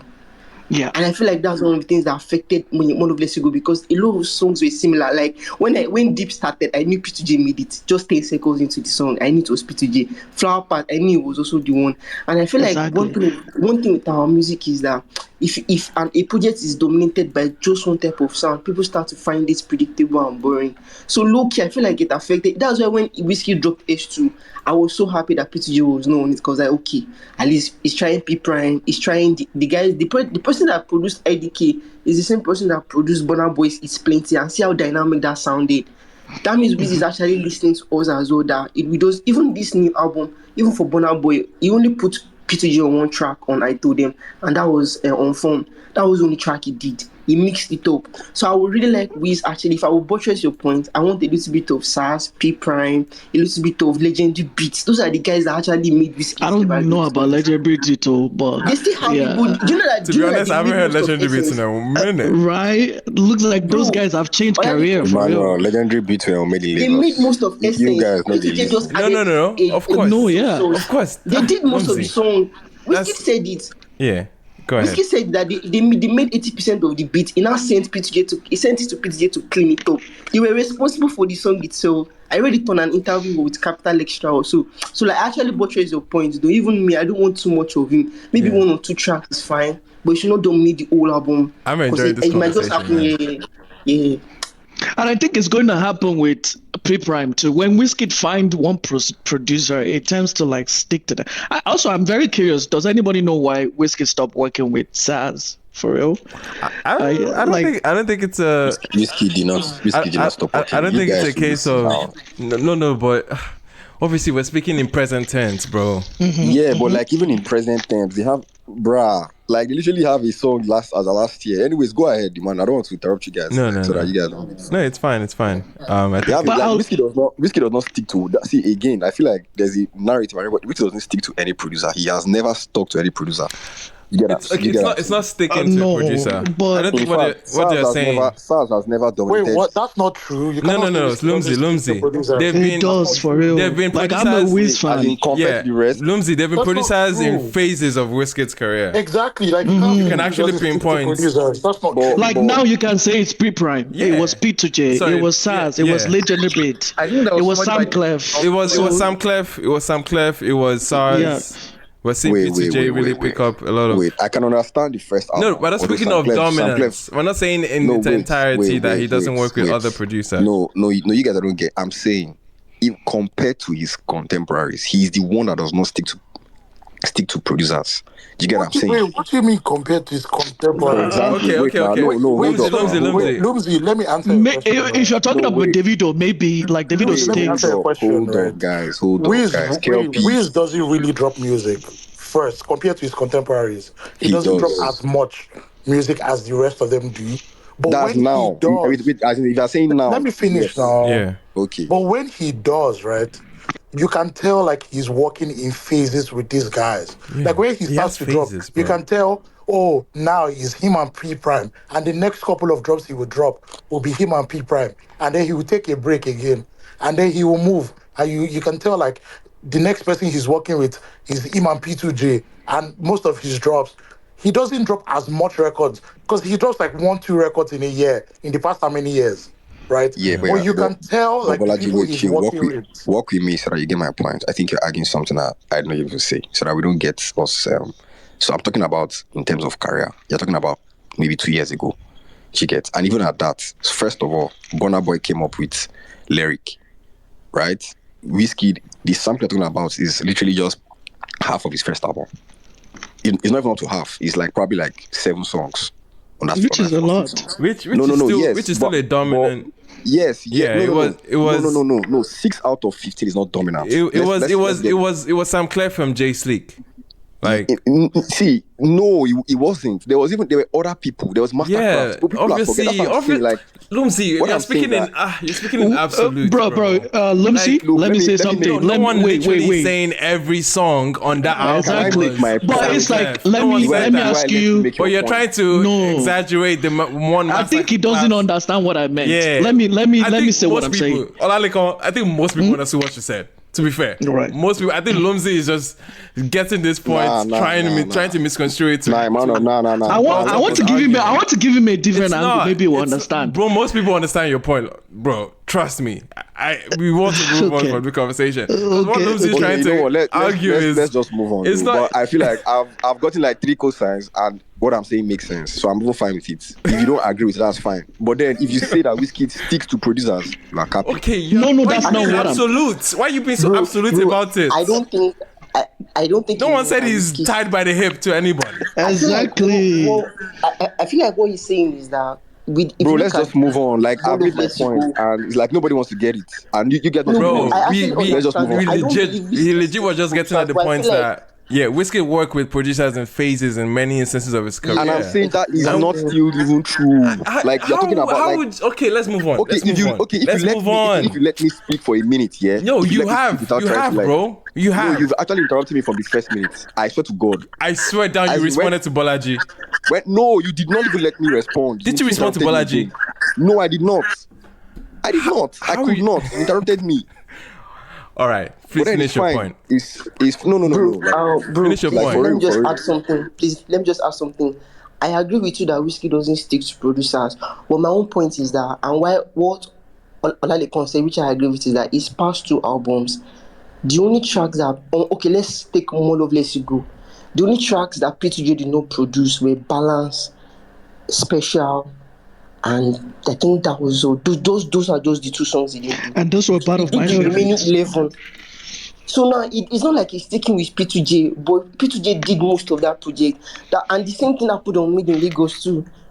He only produced tracks. I don't know why anyone is arguing with this. I don't understand. And also, even if you give me a second, even if you take production exactly control. I hope you guys can see the way I'm letting you guys speak, so that when I want to No, wait. Listen, we've heard you argue this point, and trust me, you didn't land anything. You've been given the floor, bro. We don't want to. Let's move on from this topic, please. Let's move on, please. I was spinning circles on a very, very obvious point. Like, let's move on. Yeah. Even if you move away from production, Wizkid is like, when he's making an album, there's like a producer that is always around him. Like, regardless of if they are producing or not. Yeah. Okay, can you just let me like say? No, obviously I want to listen to you, bro. Yeah, exactly. Because I see the way I let you guys speak. Very demure. So first of all, when Wizkid wants to release an album, like I said, you're talking about recently, and that recently is More Love, Less Ego, and that is his last album, right? We are speaking as Wizkid has released 4 albums in the last 4 years, and when he wants to release an album, he uses probably 1 or 2 producers. First of all, on that More Love, Less Ego, there were up to 8 producers on that album, right? Obviously P2J. Please start from Made in Lagos. Start from Made in Lagos. Yeah, Made in Lagos is even worse. It is even worse because there were more. Why? No. His point is see your entire point, Lumsy. Your entire point is Emmanuel. It's not just P2J, and I think many people understand that. I said compared because we're speaking as if what's it called? Nobody's comparing it. Forget about that comparison thing. You're bringing the big 3 into this conversation. Nobody brought them in. Don't do that. Nobody brought them in, bro. You're saying compared to the other guys. We don't need that. That you're using the other guys to make a point that doesn't really need to be made. Emmanuel, we cannot learn from facts, and I'm trying to drop facts. And if you think I'm saying what is not fact, you can just mute. I can just mute me, right? When you see this person, right, is known for doing something. This is the last submission on this topic. You get what I'm saying? Yes, exactly, right? Obviously, in the music there's an industry, and when you say this person is known for doing this, you are actually literally comparing without even doing it. It's simple English.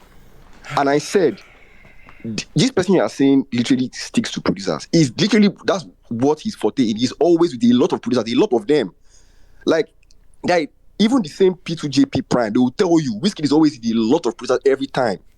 You cannot compare the same with when there was. If you listen to a Davido song, you know it's Piroch, he's done it. Even his singles are different. IDK does not have P2J on them. That is the last project. Nobody talking about it, right? His what's it called? His last album, All of Less Ego.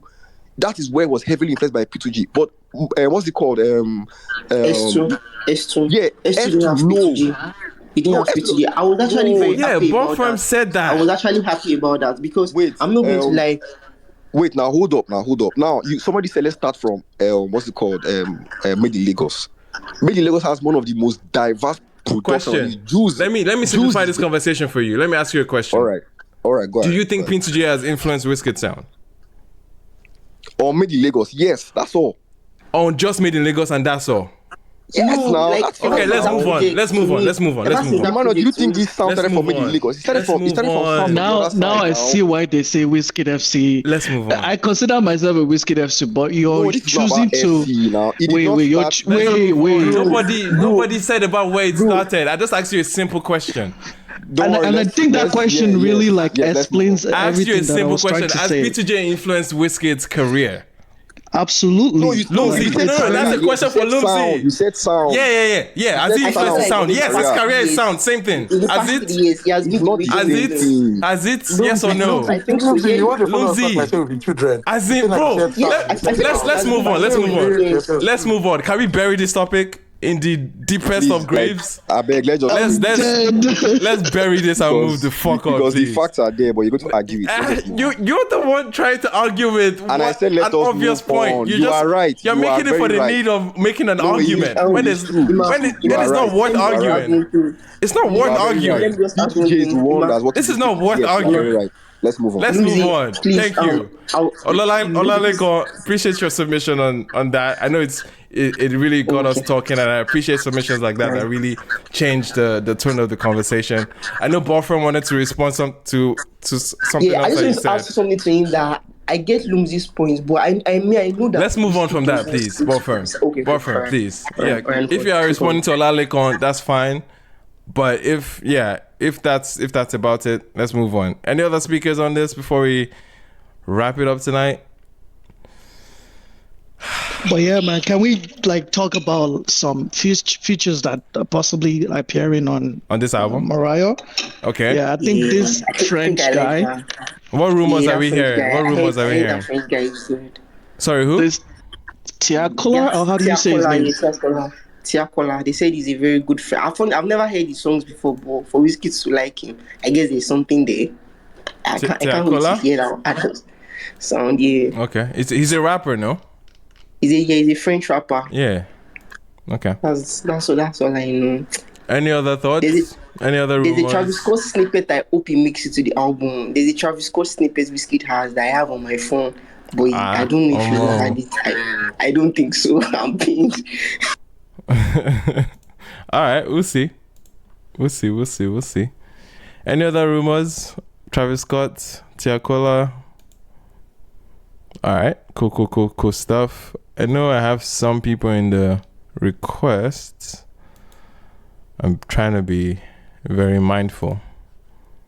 You wanted to talk about the video. Yeah, I want to talk about the video. Thank you, Balaji, because you're the one that shut out the conversation.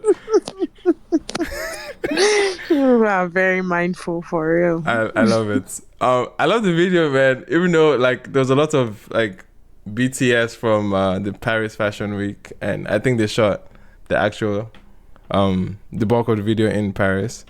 Yeah, I thought it was nice. Obviously, captured a lot of the luxurious energy that Wizkid is trying to like not even trying to. I think his music has conveyed that for the bulk of recent releases.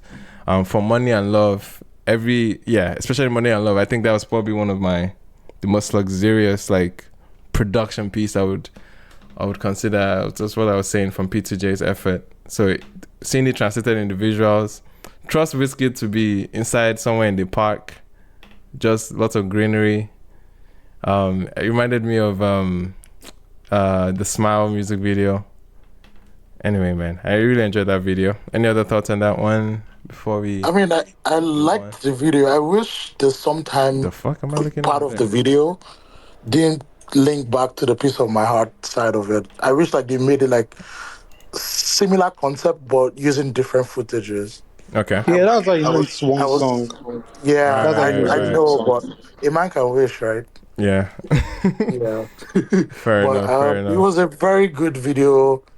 You can tell like Wiz is in his bag in Moku the show lifestyle. Yeah, man. I think it's a lifestyle. Yeah. Yeah, but I feel like personally there's still a disconnect there's a slight disconnect in terms of the record now, what is portraying in the song, and the idiot is still tweeting. The rubbish is tweeting. Oh, right. Yeah, there's still even when the song I was trying to wait for your point. To say that rubbish. Hello. When he was like, stupid boy, broke boy, pussy. Okay, Balaji, let's police our language because it's just so sorry. Yeah, so the other time we ended up on Insta blog the other day. I beg. So, yes, exactly. No, let's be cautious. Yeah, I'm sure you don't mean it like that, but you're just gingered. Yeah, there's a disconnect within, like, after I listened to Piece of My Heart finish. Yeah, no, I hear you. I can't confuse. I can't see something else. I say, yeah. Even if not for anything, that's lock up for your rollout. Bro, that's why Made in Lagos felt a lot more convincing.